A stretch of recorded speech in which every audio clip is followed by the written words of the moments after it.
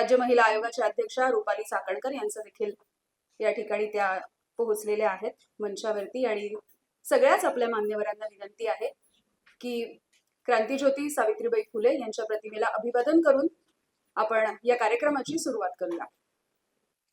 शाहीर शीतल साठे यांनी फार सुंदर ओळी सावित्रीबाईंसाठी लिहिल्या आहेत। साऊ पेटती मशाल, साऊ आगती जलाल, साऊ शोषितांची ढाल, साऊ मुक्तीचं पाऊल। आणि हे मुक्तीचं पाऊल खऱ्या अर्थाने सावित्रीबाईंनी सगळ्याच स्त्रियांना या मुक्तीच्या पावलाची जाणीव करून दिली आणि याच्या जाणीवेमधून पुढे चर्चासत्राच्या नेणिवेकडे पोहोचण्यापर्यंतचा आपला हा प्रवास असेलच। खूप खूप स्वागत सगळ्यांचं आणि सावित्रीबाईंच्या या प्रतिमेला अभिवादन करून आपण या कार्यक्रमाची सुरुवात करतोय। सोबतच दीप प्रज्वलन देखील आता केलं जाणार आहे।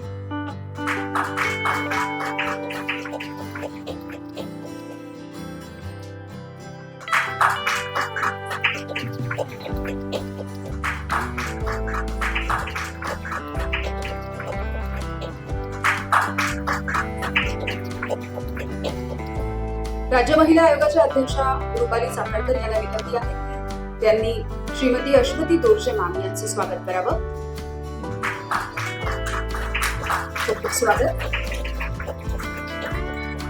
रुपाली मॅमना विनंती आहे त्यांनी श्रीमती निर्मला सामंत यांचं स्वागत करावं। तुळशीचं रोप आणि संविधानाचं पुस्तक हे देऊन आपण आपल्या मान्यवरांचं स्वागत करतो आहोत।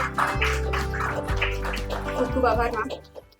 तर मासिक पाळी दरम्यान पगारी सुट्टी योग्य की अयोग्य याविषयी आपण चर्चा करणार आहोत आणि सुरुवातीला कार्यक्रमाचं प्रास्ताविक जाणून घेऊयात महिला आयोगाच्या अध्यक्षा रुपालीताई चाकणकर यांच्याकडून।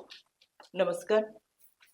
महाराष्ट्राचे आराध्य दैवत छत्रपती शिवराय, छत्रपती राजश्री शाहू महाराज, क्रांतीसूर्य महात्मा ज्योतिबा फुले ज्यांनी तुम्हाला आणि मला माणूस म्हणून जगण्याचा अधिकार दिला, संविधान दिले, घटना दिली, ते भारतरत्न डॉक्टर बाबासाहेब आंबेडकर, राजमाता जिजाऊ माँसाहेब, क्रांतीज्योती सावित्रीबाई फुले, पुण्यश्लोक अहिल्यादेवी होळकर यांच्या विचारांना विनम्र अभिवादन करते। आज मराठी भाषा गौरव दिन, त्यानिमित्ताने आपणा सर्वांना मनपूर्वक शुभेच्छा देते। कवी कुसुमाग्रज यांची जयंती, यानिमित्त त्यांना विनम्र अभिवादन करते। आज राज्य महिला आयोगाच्या वतीनं मासिक पाळी दरम्यानची पगारी रजा योग्य की अयोग्य या संदर्भातलं चर्चासत्र आयोजित करण्यात आलेलं आहे।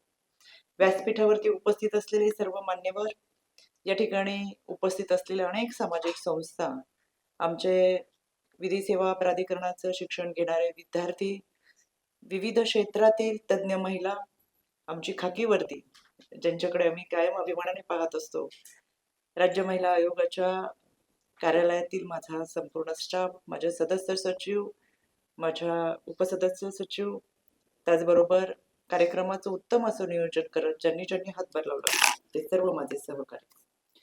तर विषय हा अतिशय संवेदनशील आहे, कारण की जरी आम्ही फार एआयच्या तंत्रज्ञानाच्या जगामध्ये आलो असलो तरी काही गोष्टी अजूनही आम्हाला अशा वाटतात की त्याच्यावर चर्चा झाली पाहिजे की नाही झाली पाहिजे, किंवा काही ठिकाणी आजही आम्ही मागे पडतो। या सगळ्यांमध्ये मी कायम सांगते की मला मुलगी नाही पण मुलगा आहे, पण माझा मुलगा वयात येताना देखील मी त्याला मासिक पाळी कशी असते, त्यामध्ये आई म्हणून मला काय त्रास होतो किंवा एखाद्या महिलेला कसा त्रास होतो हे मी त्याला सांगितलं होतं, कारण मला सांगणं गरजेचं वाटलं।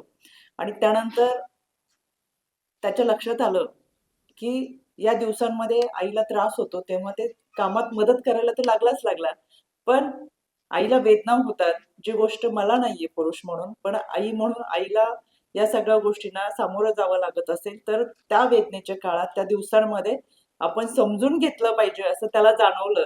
आणि म्हणून मला कायम असं वाटतं, हा कुठलाही कार्यक्रम असला तो महिलांच्या संदर्भात असला तर प्रकर्षाने आमचं लक्ष असतं। महिला म्हणून आमच्या वेदना आहेच आणि आमचा लढा आत्ताचा नाहीये, 250 वर्षापूर्वी सावित्रीबाईंनी सुरू केलेला हा लढा आमचा अजूनही चालू आहे। त्याच्यामुळे आमच्या प्रश्नांसाठी आम्ही बोलूच, आम्ही लढूच, पण ज्यावेळेस पुरुषांना आमची मानसिकता समजेल तेव्हा खऱ्या अर्थानं आम्ही प्रगतीकडे चाललोय असं मला मनापासून वाटतं। आणि म्हणून आमच्या या ठिकाणी उपस्थित असलेले पुरुष बांधव त्यांनाही मी मनापासून धन्यवाद देईल। या चर्चासत्राच्या निमित्तानं आपण सगळेजण उपस्थित राहिलेले, या माध्यमातून खऱ्या अर्थानं महिलांना समजून घेत असताना पुरुषांची मानसिकता बदलली तर बरेचसे प्रश्न हे कमी होणार आहेत आणि म्हणून आपण सगळेजण आज या ठिकाणी उपस्थित राहिलेलो आहोत. या खरं तर मासिक पाळी हा स्त्रीचा नैसर्गिक प्रवास आहे. यामध्ये केवळ मासिक पाळी याच्यावर चर्चा नसून तो तिच्या आरोग्याचा विषय याच्यावरती देखील चर्चा झाली पाहिजे. आज तज्ञ पॅनलिस्ट आपल्यामध्ये आहेत. या पॅनलिस्ट कडून आम्हाला निश्चितपणाने हे अपेक्षित आहे. आज संपूर्ण महाराष्ट्र तुम्हाला पाहतोय आणि महाराष्ट्रामध्ये 13 कोटी जनतेमध्ये 7-7.5 कोटी महिला भगिनी आहेत. त्यांचा प्रश्न आज तुमच्या चर्चेतून मांडला जातो.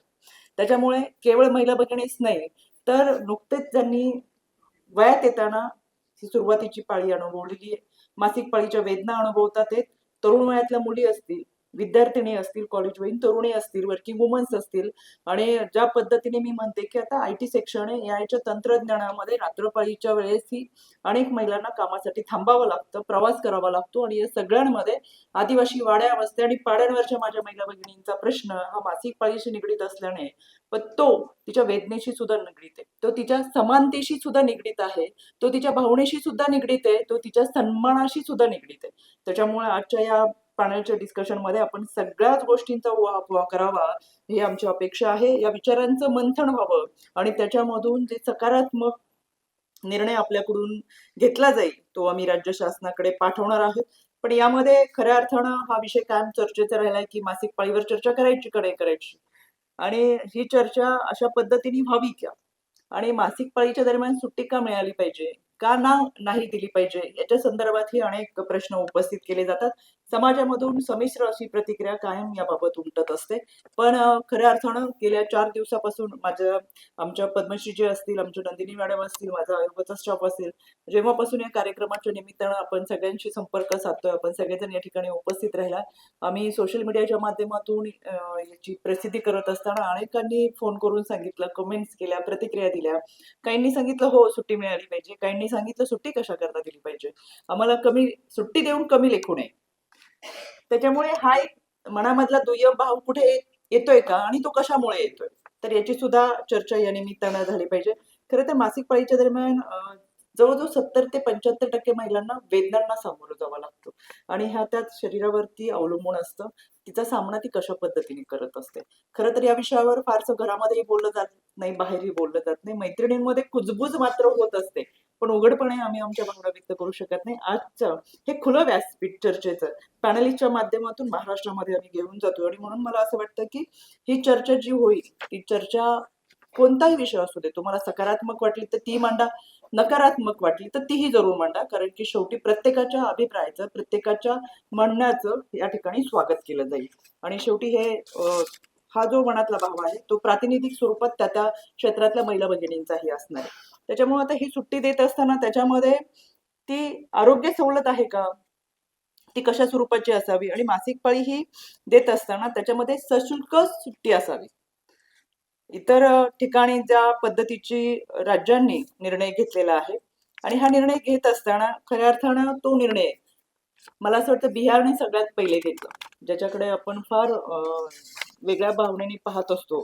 तर बिहारने ज्यावेळेस निर्णय घेतला तो 1992 मध्ये घेतला. 1992 मध्ये बिहारने निर्णय घेतला की महिलांना सुट्टी दिली गेली पाहिजे. त्याच्यानंतर कर्नाटक सरकारने घेतला 2025 म्हणजे गेल्या वर्षी कर्नाटक सरकारने घेतला आणि त्याच्यामध्ये त्यांना 1 दिवसाची सशुल्क रजा मंजूर केली, म्हणजे वर्षाच्या 12 ते अशा सुट्ट्या त्यांना देण्यात आल्या. ओडिसा राज्याने 15 ऑगस्ट 2024 रोजी निर्णय घेतला, म्हणजे 2 वर्षापूर्वीचा ओडिसा राज्याचा निर्णय झाला आणि ओडिसाने 1 दिवसाची सशुल्क सुट्टी जाहीर केली. केरळ राज्याने 2023 पासून उच्च शिक्षण विभागाअंतर्गत येणाऱ्या विद्यापीठांमधल्या विद्यार्थ्यांचा सुद्धा याच्यामध्ये विचार केला आणि त्यांना मासिक पाळीची सुट्टी जाहीर केली. या अनुषंगाने विद्यार्थ्यांना परीक्षांना आवश्यक असलेली 75% जी उपस्थिती असते त्यातले 2% त्यांनी कमी करून ती 73% असेल तरी चालेल आणि जी 2% धरली ती मासिक पाळी दरम्यानची धरली. त्याच्यामुळे विद्यार्थिनींना सुद्धा शालेय जीवनापासून तिला जगण्याचा, तिला स्वातंत्र्याचा, तिच्या आरोग्याची आम्ही काळजी घेतोय तो सन्मानाचा अधिकार आणि एक मनोबल या निर्णयाच्या माध्यमातून दिलं आणि म्हणून मला असं वाटतं सिक्कीम उच्च न्यायालयाने सुद्धा 2024 मध्ये आपल्या महिला कर्मचाऱ्यांसाठी मासिक पाळीची सुट्टी असावी असा निर्णय घेतला. आता आपण थोडंसं मागं आहोत असं वाटायला लागलंय, इतक्या सगळ्या राज्यांचे निर्णय झालेले आहेत. इतकंच काय, काही ठिकाणच्या खाजगी कंपनी म्हणजे झोमॅटो असेल, स्विगी असेल, या सगळ्यांनी आपल्या कामाच्या ठिकाणी काम करणाऱ्या महिलांना सुद्धा मासिक पाळीमध्ये सुट्टी दिलेली आहे. मग आता हा विषय येतो की फक्त शासकीय आस्थापनामध्ये सुट्टी पाहिजे का? तर नाही. खाजगी आस्थापनामध्ये पण काम करणाऱ्या महिला भगिनी आहे, त्यांना सुद्धा सुट्टी मिळाली पाहिजे. मग शासकीय आणि खाजगी आस्थापनामध्ये सुट्टी मिळाली तर असंघटित म्हणून ज्या महिला काम करतात त्यांचं काय? तर त्यांना सुद्धा सुट्टी मिळाली पाहिजे. त्यांच्या सुद्धा आरोग्याचा विचार करता आला पाहिजे आणि हा विचार करत असताना असंघटित कामगार म्हणून म्हणजे अगदी माझ्या ऊसतोड महिला भगिनींचे प्रश्न सुद्धा फार मोठ्या प्रमाणात आहेत. कदाचित चर्चेच्या ओघामध्ये तो विषय सुद्धा येईल. ऊसतोड महिला भगिनींचा तर मासिक पाळीच्या दिवसामध्ये त्यांचा पगार कमी होतो किंवा त्यांना कामावर घेतलं जात नाही म्हणून अगदी पिशवी काढण्यापासूनचा त्यांचा वेदनादायी प्रवास आहे. त्याच्यावरती स्वतंत्र असं आम्ही काम करतोय आणि फार मोठ्या प्रमाणात हे काम करत असताना ऊसतोड महिला भगिनींच्या आरोग्याच्या सुविधासाठी विभागीय कार्यालयाच्या माध्यमातून बैठका घेत आम्ही जिल्हा पातळीवरती समित्या नेमलेल्या आहेत आणि त्यांचे कोऑर्डिनेटर सुद्धा गेलेले आहेत. गेले 6 महिन्यापासून ही प्रक्रिया अत्यंत वेगाने सुरू आहे. त्याच्यामुळे तो एक स्वतंत्र विषय आहेच. पण शेवटी महिला म्हणून किती वेदना सहन कराव्या लागतात हे यावरून आपल्या लक्षात येईल. या सगळ्यांमध्ये आपण विचार करत असताना आपल्याबरोबर सर्व तज्ञ या ठिकाणी उपस्थित आहेत. खाकीवर्दीचं प्रतिनिधित्व करत असताना आपल्या सुरक्षेसाठी झटणाऱ्या अश्वितीजी दोरगे आणि त्यांची टीम या ठिकाणी आहे. म्हणजे दिवसा काम करत असताना रात्री पाळीमध्ये सुद्धा अनेक वेळा ह्या प्रवासात असतात. त्यावेळेचा त्यांचा अनुभव आणि त्यांच्या सूचना यामध्ये असतील. निर्मलाताई आहेत. त्याचबरोबर कामगार उपायुक्त निलंबरी भोसले आहेत. आमच्या आरोग्य सेवा संचालक आयुक्त कादंबरी बलकवडे आहेत.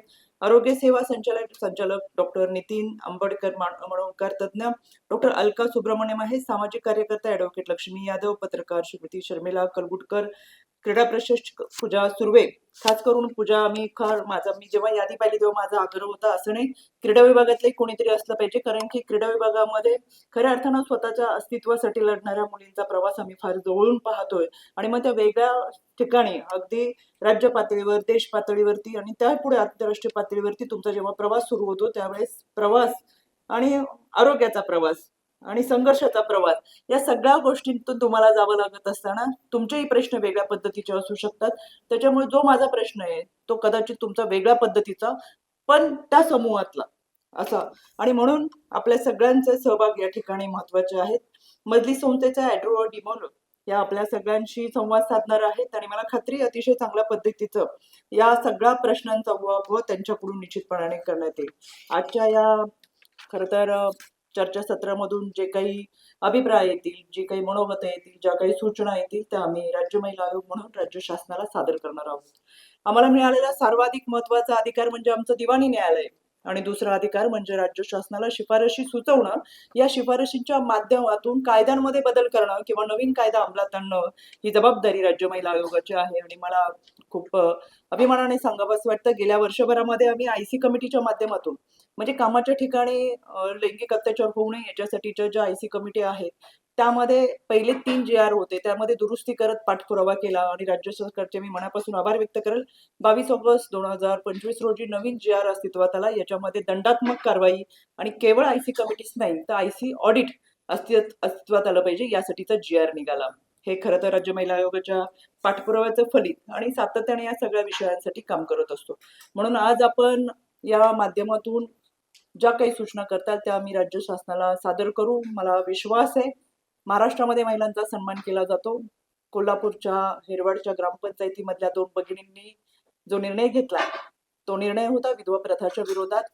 त्याची प्रचिती म्हणजे राज्य शासनानं महाराष्ट्र शासनाचा GR काढत संपूर्ण महाराष्ट्रामध्ये हा कायदा लागू केला आणि म्हणून ज्या ज्या ठिकाणी महिला चळवळ सुरू होते, महिलांच्या सुरक्षितेसाठीचा लढा सुरू होतो, संरक्षणाचा लढा सुरू होतो आणि महिलांचा सहभाग त्यामध्ये असतो.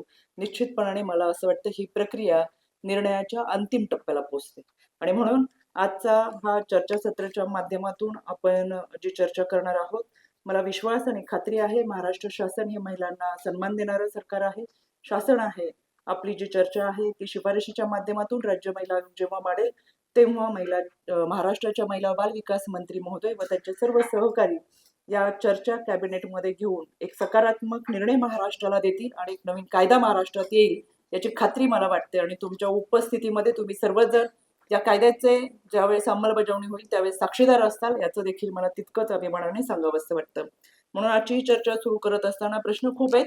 आयोगाच्या माध्यमातून काम करत असताना कालचीच फक्त एक घटना सांगायची. काल मी बदलापूरमध्ये होते आणि बदलापूरमध्ये श्री बीच विक्री मोठ्या प्रमाणामध्ये होत असताना समजल्यानंतर हे रॅकेट उघड करत असताना त्याचा पाठपुरावा आयोगाच्या माध्यमातून केला जातोय.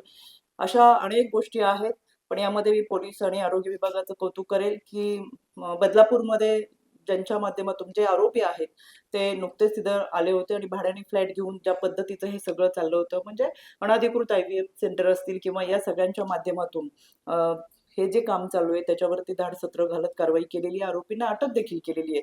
पण आता फांद्या तोडायच्या नाहीत, मुळावरती घाव घालायचा आहे. त्याच्यामुळे हे रॅकेट जिथं-जिथं पसरलंय, ते सगळे मुळासकट उखडून टाकायचं आहे आणि यासाठी राज्य महिला आयोग तर पाठपुरावा करेलच. पण आपण सर्वजण महाराष्ट्राच्या वेगवेगळ्या क्षेत्रातल्या वेगवेगळ्या विभागातले तज्ञ आहात, त्या ठिकाणी आलात.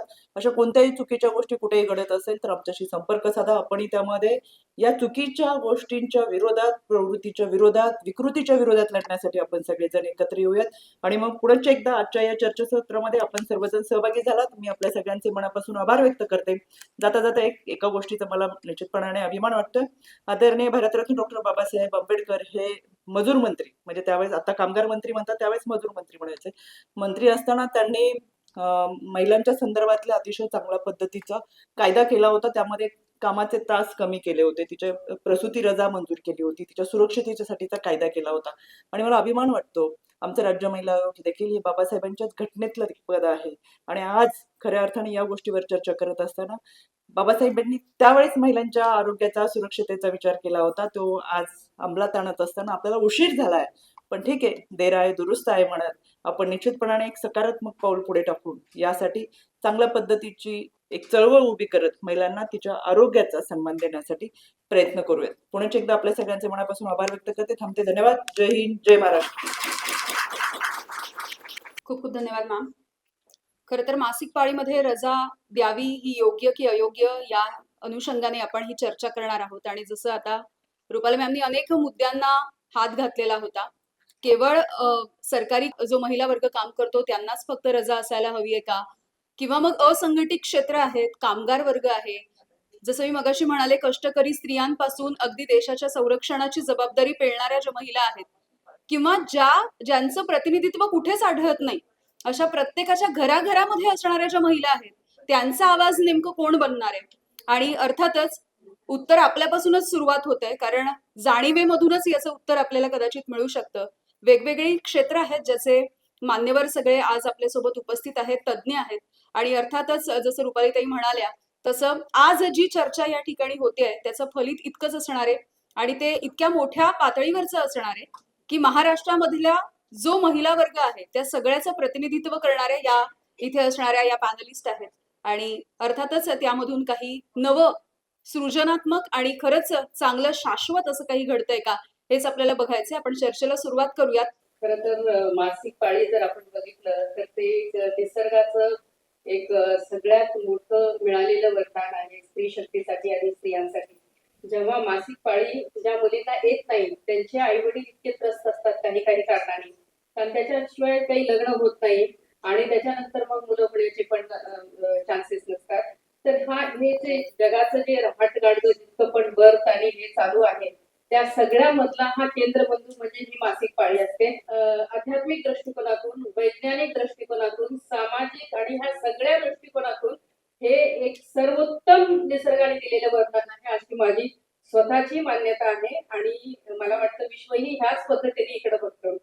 दुसरी महत्वाची गोष्ट अशी आहे की जेव्हा मासिक पाळी येते मुलींना, त्यांच्यामध्ये शारीरिक, मानसिक आणि हार्मोनल चेंजेस असे जे बदल होतात, या बदलामुळे त्यांना शरीराबद्दल, पहिला आपण मुलींचं बघू मग स्त्रियांकडे एक भूमिका सांगते मी. तर मुलींना फार कुतूहल असतं की बाबा काय झालं काय नाही, पण आपल्याकडे ती मॅडम म्हणाल्या तसं की आपल्याकडे कुटुंबात कोणी विचारतच नाही. तर जेव्हा जेव्हा अवेअरनेस आपल्याला करायचा असतो, म्हणजे मॅक्झिमम वेळेस अवेअरनेससाठी मला बोलवलं जातं, तर त्यावेळेस मी हे सांगते की म्हणजे स्वतःच्या घरातल्या आईनी किंवा वडिलांनी, तरी त्यांना वडिलांनी मित्र मैत्रिणी म्हणून असं आपण बघितलं पाहिजे. कारण आजच्या जगामध्ये जर आपण शास्त्रशुद्ध आणि वैज्ञानिक ज्ञान जर त्यांना नाही दिलं तर हे ज्ञान उघडण्यासाठी मग ते कुठल्या तरी फिल्म्स बघतात किंवा कुठल्या तरी जातात. बऱ्याच वेळेस सवयी पण अशा वेगळ्या लागलेल्या असतात आणि याच्यातून बऱ्याच प्रमाणे ते गुन्हेगारी किंवा त्याच्याकडे प्रवृत्ती होते. तर त्यामुळे मला असं वाटतं की त्यांना ज्ञान मिळणं फार गरजेचं आहे. त्यांचं वय आहे, त्यांना कुतूहल खूप असतं त्यांना आणि ते नॅचरल आहे, स्वाभाविक आहे की त्यांना वाटणं. आणि त्यांची शारीरिक समस्या जर आपण बघितली तर त्याच्यामध्ये पोटात अतिशय दुखणं, रक्तस्राव होणं, त्याच्यानंतर पाळीच्या अगोदर चिडचिडपणा येणं, ते फार महत्वाचं आहे की ज्याच्यामध्ये मुलगी असो किंवा ते म्हणजे रिप्रोडक्टिव्ह एज मधल्या लेडीज असतील तर हा त्यांना त्रास खूप होतो. मग त्यामुळे जर समजा आई रागात आली किंवा तिथं समजा बॉसच्या हाताखाली काम करताना एखादी स्त्री चिडचिड झाली, तर हा जो समज आहे की म्हणजे घरातला आणि कामामध्ये, तर तो समज पुढचा जर समजा पुरुष असेल तर त्याला त्या चांगल्या तेवढ्या पद्धतीने ते लक्षात पण येत नाही आणि तिची घालमेल होत राहते की मी तारेवरची कसरत मी घरी कसं करू, त्याच्यानंतर शरीराला कसं बघू, त्या वेदना कशा सहन करू आणि मी कामामध्ये कसं काय आउटपुट देऊ. म्हणून ते ऍबसेंटीचं रिसर्च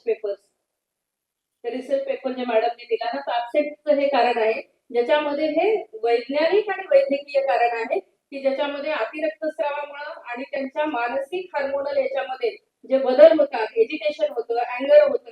काही काही आपण बघितलं डिलिव्हरी नंतर आणि मेन्स्ट्रुअल मध्ये इतकं एजिटेशन होतं की बऱ्याच वेळेस मुलांना मारणं किंवा काय, म्हणजे अशा बऱ्याच गोष्टी आपण सोशल मीडियामध्ये बघतो आणि ऐकतो आणि दॅट इज क्वाईट म्हणजे हे होत राहतं.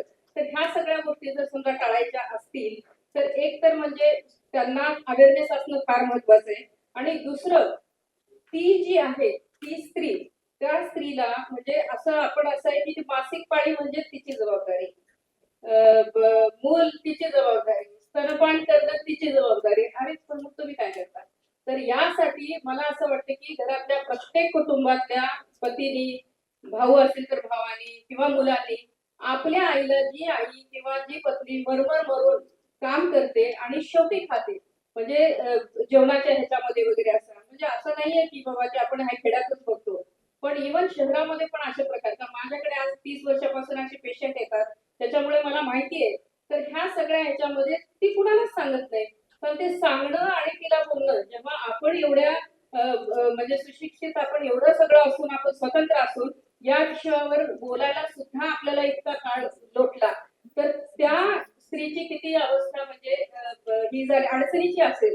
तर म्हणून मला असं वाटतं की ह्या सगळ्या गोष्टी जर लक्षात घेऊन, तर दोन महत्वाचे पॉइंट काय की त्यांना खूप रक्तस्राव होतो आणि गाठी पडल्या जातात, पोटात खूप दुखतं, पाय पिंढऱ्या ओढल्या जातात आणि हे सगळं करत असताना तिला परत काम करावं लागतं. म्हणजे घरचंही काम करा आणि ती नोकरी करत असेल तर तिथलंही काम करा. मग ते पोटेन्शियल नाही दिलं की मग परत घरी बोलणारे आहेत आणि बाहेरही बोलणारे आहेत, अशी तिची कुचंबरा जी शारीरिक, मानसिक आणि भावनिक कुचंबरा होते. तर मला असं वाटतं की त्यामध्ये आपण निश्चित त्यांना म्हणजे त्या म्हणायला 2 दिवसाची, तर माझं तर 2 दिवसाची दिलीच पाहिजे असं मला वाटतं. आताच राजश्री मॅडम काही बोलून गेल्या त्याबद्दल, पण मला पहिले सांगायला लागेल की गैरसमजुती खूप प्रचलित आहे. म्हणजे मासिक पाळीबद्दल गैरसमजुती शहरातही आहे, गावात तर आहेतच. तर ह्या गैरसमजुतीमुळे स्टिग्मा आणि डिस्क्रिमिनेशन जे केलं जातं, जे अजूनही केलं जातं, त्यामुळे कुठलीही स्त्री बोलायला मागत नाही, का आपल्या मनातली कुठलीच गोष्ट सांगत नाही. आणि लहानपणापासून आपल्याला सांगितलंय सहन करा, आम्ही सहन केलं, तूही सहन करू शकते, अशी प्रत्येक आई आपल्या मुलीला सांगते. पण एखाद वेळेस तीही बोलत नसेल, म्हणून तिलाही मनोबळ नाही आहे की आपल्या मुलीसाठी उभं राहावं आणि तिला हक्क आहे की बाई तू आराम कर, काही गरज नाहीये, भावाला सांगेन मी, तो मदत करेल. पण अजूनही आपल्या घरात जेंडर डिस्क्रिमिनेशन चालतं. मुलीला काही असो, तिला काम करावंच लागतं. ह्याने काय होतं की त्यांचं मानसिक स्वास्थ्य जे आहे ते लहानपणापासूनच बिघडतं. या सगळ्या गोष्टींचा मनावर परिणाम होतो. मी म्हणत नाही की नैराश्यच येतं, पण आपण अशा अवस्थेत वाढलो आहोत की आपल्याला वाटतं की महत्वच दिलं जात नाही. म्हणजे मी काही केलं, काही नाही केलं तरी माझी बाजू मांडणारी मी एकटीच असेल आणि मी कमी पडते समाजाशी लढायला, माझ्या घरात स्वतःच्या भावाशी लढायला. आणि कुठलाही पुरुष उभा राहते आपल्या घरात. अजूनही आता तर ठीक आहे, OTT आहे, नेटफ्लिक्स आहे आणि मोबाईलवरच सगळं बघतात, नाहीतर पूर्वी टीव्हीवर काही असं सॅनिटरी नॅपकिनची ऍडव्हर्टाइजमेंट जरी आली तरी चॅनल चेंज केला जातो. म्हणजे का आपण बोलत नाही? आपण आपल्या मॅडमने आता सांगितलं की ज्ञान द्यायला पाहिजे, आपल्याला नॉलेज नॉलेज द्यायला पाहिजे आणि व्यवस्थित प्रशिक्षण करायला पाहिजे. म्हणजे ते अवेअरनेस घरातूनच सुरुवात होते. सेक्स एज्युकेशन अनफॉर्च्युनेटली शासनाने त्याला परवानगी दिली नाहीये आणि म्हणून सेक्स एज्युकेशन जे सुरुवातीला होत होतं आता कुठल्याच शाळेत होत नाही. म्हणून बाकीच्या माध्यमातूनच सगळं इन्फॉर्मेशन मिळतं. म्हणजे लैंगिकताबद्दल चर्चा करणं, जनेंद्रियांबद्दल चर्चा करणं जेव्हा झालंच नाही तेव्हा तुम्हाला तुमचा समाज कसा प्रकल्प होणार, कसं त्यांना कळणार, कसं त्यांच्यामध्ये सहानुभूती येणार का, कसं ते महिलांकडे वेगळ्या नजरेने बघणार, हे नाहीच आहेत आपल्या समाजात. आपण मागतोय, आपण म्हणतोय महिलांचा हक्क आहे, त्यांच्या वेदना समजून घ्या, पण ते समजणारा समाज आपल्याला तयार करायचा आहे आणि त्याची सुरुवात आपल्या घरातूनच होते. PMS बद्दल म्हणजे प्री मेन्स्ट्रुअल सिंड्रोम ही जवळजवळ 30 ते 40% महिलांना त्याच्यातून जातात. त्याची सिव्हिअरिटी व्हेरीड असते. म्हणजे काही काही महिलांना माइल्ड असू शकतं, काहींना खूप सिव्हिअर असतं. मग त्यावेळेस मला इतक्या वेदना होतात की मी लोळतच असते, मला उठवतच नाही, माझं अंग इतकं दुखतंय. मला डोकेदुखी फार प्रमाणात महिलांना होते मासिक पाळीच्या दरम्यान, एक दिवस का 2 दिवस पाळी सुरू व्हायच्या आधी. मग ह्या सगळ्या गोष्टींना ती एखाद वेळेस ऍब्सेंटिझम होऊ शकतं, कामाला नाही जाऊ शकत, कामाला गेली तरी तिने 2 तास आराम घेतला तरी त्याच्यावर प्रश्न विचारले जातात. मग कुठे स्त्रिया ठाणे होऊ नये कारण आपल्याला घर चालवायचंय ह्या दृष्टिकोनातून सगळं सहन करून काम करीतच असतात. कुठेतरी मला वाटतं आपल्या सगळ्यांचा दृष्टिकोन बदलला पाहिजे आणि नैराश्य भरपूर प्रमाणात आहे, चिंता भरपूर प्रमाणात आहे. तर हे सगळे मानसिक प्रॉब्लेम्स आपल्याला महिलांमध्ये दिसतात आणि मासिक पाळीच्या वेळेस तर निश्चितच दिसतात. आता पोलिसांमध्ये प्रवेश करणारी माझ्या समोर बसलेली आहे, माझे कोलिग्स सेक्रेटरी बसलेले आहेत.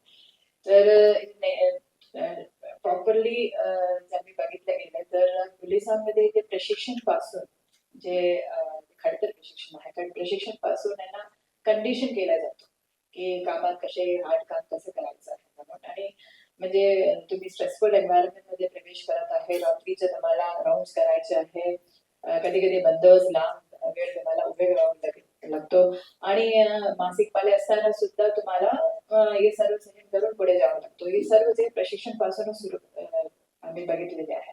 आणि प्रशिक्षणा काळात काय बोलल्या गेलं की बघा तुमच्यावर जसं आमचं प्रशिक्षण झालं होतं नाशिक पोलीस अकॅडमीमध्ये आणि त्यावेळी पण आम्हाला बोललं की तुम्हाला प्रशिक्षण मध्ये काय सूट तुम्हाला मिळणार नाही, कारण तुमच्यावर आणि तुमच्या पुरुष कोलिग्सवर जे चॅलेंजेस येणार, जे आव्हान तुमच्या समोर येणार ते सेम आहे, तुम्हाला सेम फेस करावं लागेल. यासाठी तुम्हाला काय सूट तुम्हाला मिळणार नाही. तर कधीही आम्ही आमच्या फिजिकल ऍक्टिव्हिटी 2 तास सकाळी आणि 2 तास संध्याकाळी सुरू होतं त्यात आम्ही कधीही कन्सेशन मागवत नव्हतं. आणि एखादे जास्त काही प्रॉब्लेम झाला तर बाजूला जाऊन बसणे, पण कोणाला आवडत नव्हतं बाजूला जाऊन बसणे, म्हणून कशा तरी आम्ही करत होतो. पण प्रशिक्षण पूर्ण केल्यानंतर सर्व्हिसमध्ये आल्यानंतर एक गोष्ट आमचं लक्षात आलं की या जे एक्सरसाइजेस आम्ही करत होते कशा तरी आमचे वेदना कमी करण्यासाठी मदत करत होते.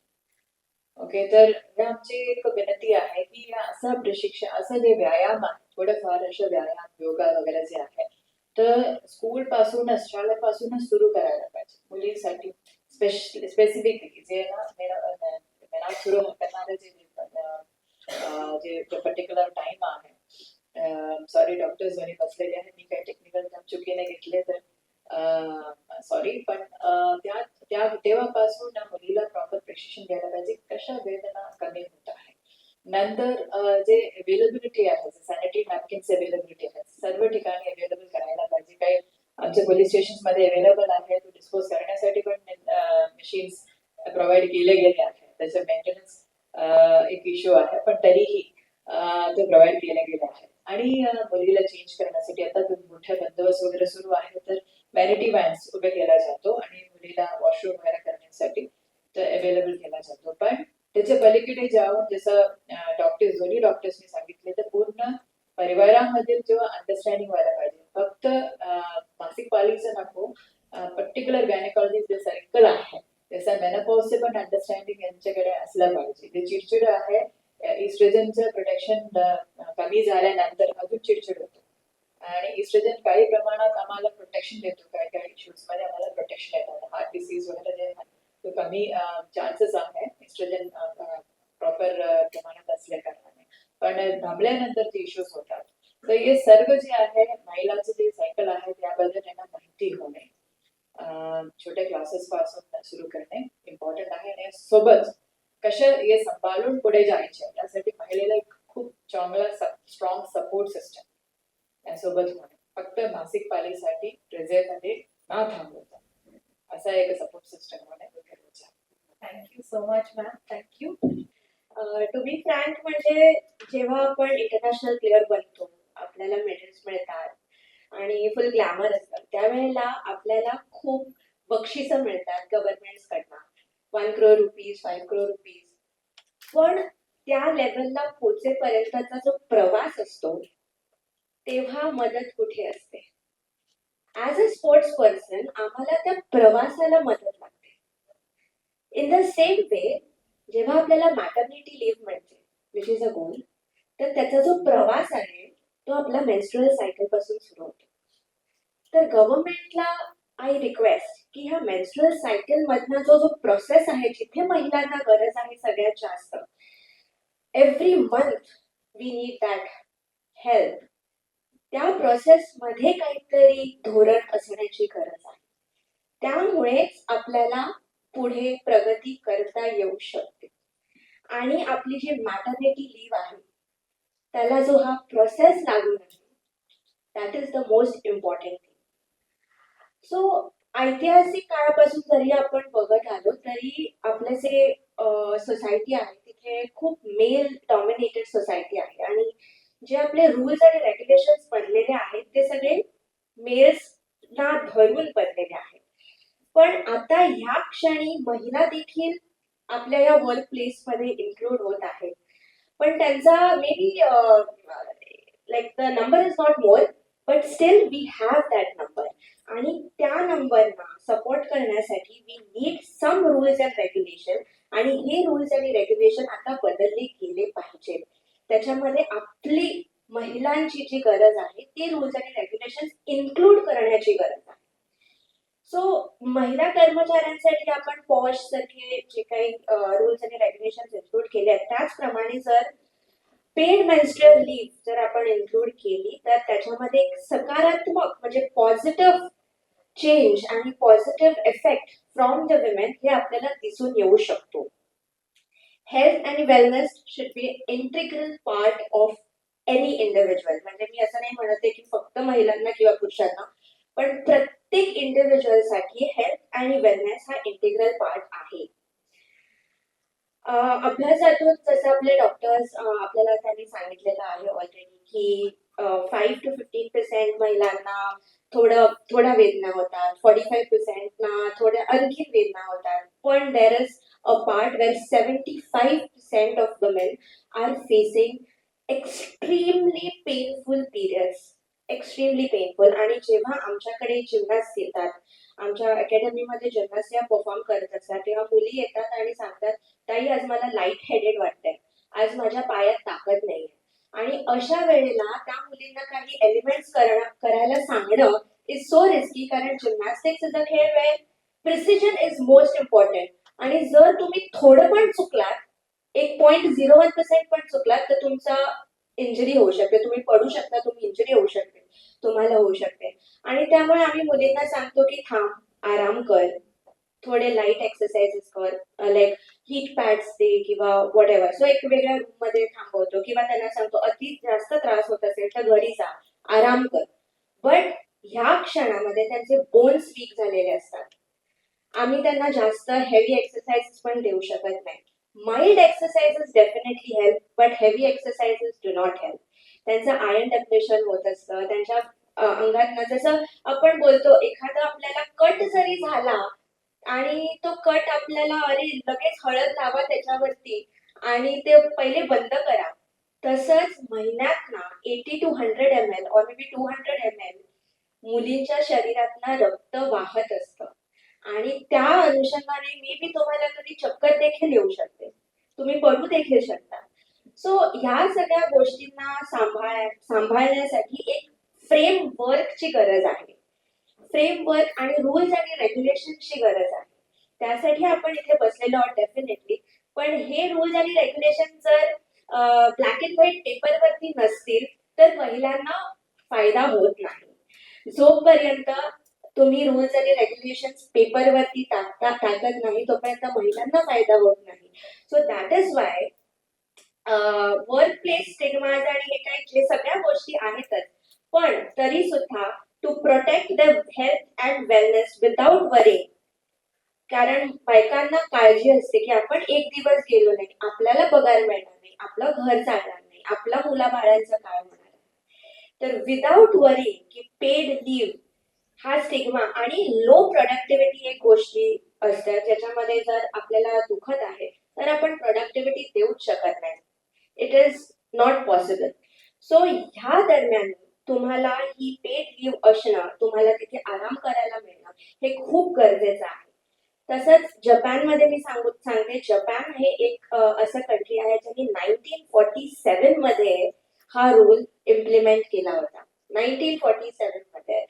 सो जर इंडिया आज 2026 मध्ये आहे आणि आपल्याकडे हा रूल नाही आहे, so we need to think का नाहीये. आणि त्या देशाने 1947 मध्ये केलेला आहे. एका पोलीस कर्मचारी यांनी त्यांना रेफरन्स दिला होता की आम्हाला ह्याची गरज पडते आहे. तर अशा वेळेला जर त्यांनी दिला तर आपण का नाही? महाराष्ट्रासारख्या राज्यामध्ये जो राज्य आपलं स्पोर्ट्स, फायनान्स आणि इतर गोष्टींमध्ये खूप प्रगतीशील आहे आणि खूप पुढे आहे, तर अशा गोष्टींसाठी आपण मागे राहणं हे योग्य नाही. आणि मला असं वाटतं की ह्या सगळ्या गोष्टीचा विचार करत आपण एक पेड मेन्स्ट्रुअल लीव्ह देणं मुलांचा आणि मुलींना आणि स्त्रियांना हे खूप गरज आहे. Thank you so Thank much you. पूजा. पाळीच्या दिवसाबद्दल जेव्हा आपण चर्चा करतो किंवा त्याच्याविषयी आपण मत व्यक्त करतो तर पाळीच्या दिवसामध्ये त्रास होतो हे तर फॅक्ट आहे. पण आपण जर त्या पाळीच्या दिवसामध्ये जर रजा दिली किंवा स्त्रियांना ती सवलत दिली तर याचा परिणाम काय होतो? आपल्याला असं वाटतं की उत्पादकतेवर परिणाम होईल, ऑफिसच्या कामावर परिणाम होईल, घरी कोण स्वयंपाक करेल, हे असे सगळे प्रश्न डोळ्यासमोर उभे राहतात. पण त्या 4 ते 5 दिवसामध्ये जर 2 दिवस त्या स्त्रीला हक्काची रजा मिळून जर आराम मिळाला तर त्याचा उत्पादकतेवर खूप चांगला परिणाम होतो. IMF पण याच्याबद्दलची आकडेवारी प्रसिद्ध केलेली आहे. आपल्याला माहिती आहे की भारतामध्ये किंवा ओव्हरऑल जगामध्ये सगळ्यात जास्त विमेन लेबर वर्क फोर्स आहे. सगळ्यात जास्त काम आज शेतीमध्ये पण महिला जास्त काम करतात, घरामध्ये महिला काम करतात. आणि आपण जे म्हणतोय की प्रत्येक ठिकाणी महिला आहेत आणि महाराष्ट्र हे पुरोगामी राज्य आहे ते फक्त यासाठी की आपण वेळोवेळी महिलांच्या हक्काविषयी आपण जागृत राहिलेलो आहोत. जर आपण ह्या पद्धतीने विचार केला तर एक तुम्ही फक्त समानता म्हणून नाही तर तुम्ही संवेदनशील आहात. महिला ह्या आज आपण बघतोय की हा फक्त पॉप्युलेशन वी आर रिप्रेझेंटेटिव्ह. जर आपण लोकसंख्येच्या अर्धी महिलांची लोकसंख्या आहे तर त्या पद्धतीने पॉलिसीज मध्ये सुद्धा बदल व्हायला हवे. आणि आपण म्हणतो की कामाच्या ठिकाणी सगळ्याच महिलांना त्रास होत नाही, पण मात्र ज्या महिलांना त्रास होतो त्यांच्याविषयी पण आपण विचार करणं गरजेचं आहे. कारण संविधान आपल्याला त्या पद्धतीचे अधिकार देतं की तुम्ही महिलांना समान लेखा. पण मग ही जी पाळी आहे ती पाळीला आपण सेलिब्रेट केलं पाहिजे. त्याच्याविषयी आपण जो भावना आहे किंवा ज्या अंधश्रद्धा आपल्याला वाटतात त्या दूर सारून आपण त्या पॉझिटिव्हली बघायला पाहिजे. आणि मला असं वाटतं की आपण जर रजा दिली आणि हे पाऊल टाकलं तर याचा उत्पादकतेवर पॉझिटिव्ह परिणाम होईल. आणि हा माइंडसेट आज चेंज करण्याची गरज आहे. कारण महिलांच्या कॉन्ट्रीब्युशन शिवाय ना अर्थव्यवस्था पूर्ण आहे ना कुठलंही शासन पूर्ण आहे. त्याच्यामुळे मला असं वाटतं की आपण पॉझिटिव्हली याच्यावर विचार करायलाच पाहिजे. मी तर खरं आपल्या आजच्या दिवशीच्या शीर्षकापासून सुरुवात करायची इच्छा मला झाली जेव्हा वाचलं की मासिक पाळी दरम्यान पगारी सुट्टी योग्य की अयोग्य. मी थोडं वेगळं बघते. मला वाटतं की योग्य की अयोग्य याच्यामध्ये जाण्यापेक्षा मला वाटतं की गरज ऍक्च्युली हे बघायला पाहिजे. कारण मासिक पाळी ही नैसर्गिक गोष्ट आहे आणि न्यायाचा मुद्दा मला अजून जास्त त्याच्यामध्ये वाटतो. कारण मला वाटतं की इथं बसलेले ज्या बरेच माझ्या मैत्रिणी पण आहेत, बघितलं तर पुरुषांची संख्या अतिशय कमीच आहे. त्यामुळे मला वाटतं की हा मुद्दा परत महिलांच्या कोर्टात येतो आहे. एक मी जस्ट सर्वोच्च न्यायालयाचे एक न्यायाधीश असं म्हणाले की जर पुरुषांना पाळी आली असती तर त्यांना कळलं असतं की याच्यामध्ये काय त्रास होतो. तर स्थिती अशी आहे की जगाची लोकसंख्या जी 50% आहे, तर त्या 50% महिलांना जे काही त्यांच्या शारीरिकदृष्ट्या ज्या काही मुद्दे होतात त्याच्याबद्दल आपल्याकडे अजून पुरुषांमध्ये तेवढी संवेदनशीलता नाही आहे, आपण जागरूकता नाही आहे. आपल्याकडे कलम 21 जे आहे भारतीय संविधानाचं ते असं म्हणतं की राईट टू लाईफ आहे सगळ्यांना. तर तथा सर्वोच्च न्यायालय असं म्हणाले की त्याच्यामध्ये मासिक पाळी व्यवस्थापन हा मूलभूत हक्क आहे. आपण जर कलम 42 घेतलं तर त्याच्यामध्ये की मानवीय कंडिशन आणि न्यायी कंडिशन परिस्थिती असायला पाहिजे महिलांना काम करण्यासाठी. खरं ह्या सगळ्या तरतुदी आहेत, पण होतं कसं वास्तवात सांगते तुम्हाला. मी स्वतः ज्या ग्रामीण भागातून आले, म्हणजे लहानपणी माझ्या वेळी बिलकुल बोलत नाही. मी छोट्याशा वस्तीतून आली, शेतीतून आली. मला रक्त यायला लागलं आणि मी आईला सांगितलं की रक्त येते, मला डॉक्टरकडे जायचं. आई म्हणाली की हे सगळ्यांना होतं. एवढंच तिला नॉलेज होते की हे सगळ्यांना होतं. त्याच्यानंतर तो माझा प्रवास फार भयानक आहे, कारण बोललंच जायचं नाही. मग चोरून कापड कुठून तरी घ्यायचं आणि ते लावायचं. आणि जेव्हा मी कॉलेजला जायची सायकल वापरायची तर ते लटकायचं कापड, ते सगळ्या कपड्यांना डाग लागायचे. तर अजूनही ग्रामीण भागामध्ये अशी परिस्थिती अनेक ठिकाणी आहे. त्याच्याबद्दल वाचलं तर हे पण आहे की पानं पण वापरली जातात. अनेक आदिवासी भाग घेतले आपण किंवा दुर्गम ग्रामीण भाग घेतले आपण, तर परिस्थिती अशी आहे की या गोष्टींच्या बद्दल बोललंच कुठेही जात नाहीये. त्याच्यामुळे प्रचंड स्टिग्माची गोष्ट आपण केली तर तो एक आहे.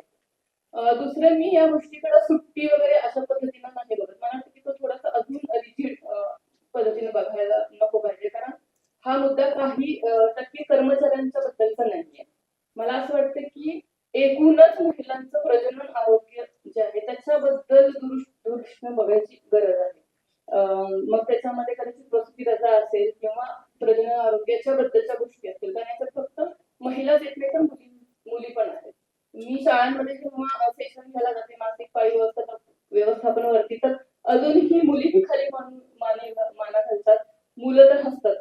एवढी अजून आपल्याकडे मूलभूत गोष्टीही नाही. तर मला वाटतं की जेव्हा आपण सुट्टीबद्दल बोलतोय तर कदाचित असं लोकसंख्या बोलण्याची शक्यता आहे की त्यांना पाळीच येत नाहीये, की मग सुट्टीचा परिणाम असा होईल, मग तसं होईल, मग नोकऱ्या मिळतील की नाहीये, किंवा कदाचित असं महिला असू शकते की ज्यांना त्रास होत नाहीये. पण मला वाटतं की सर्वसाधारणपणे आपण बघतो की आकडेवारीची कदाचित तिथे आलेले सगळे मित्रमैत्रिणी सहमत असते की बहुतांश महिलांना हा त्रास होतो.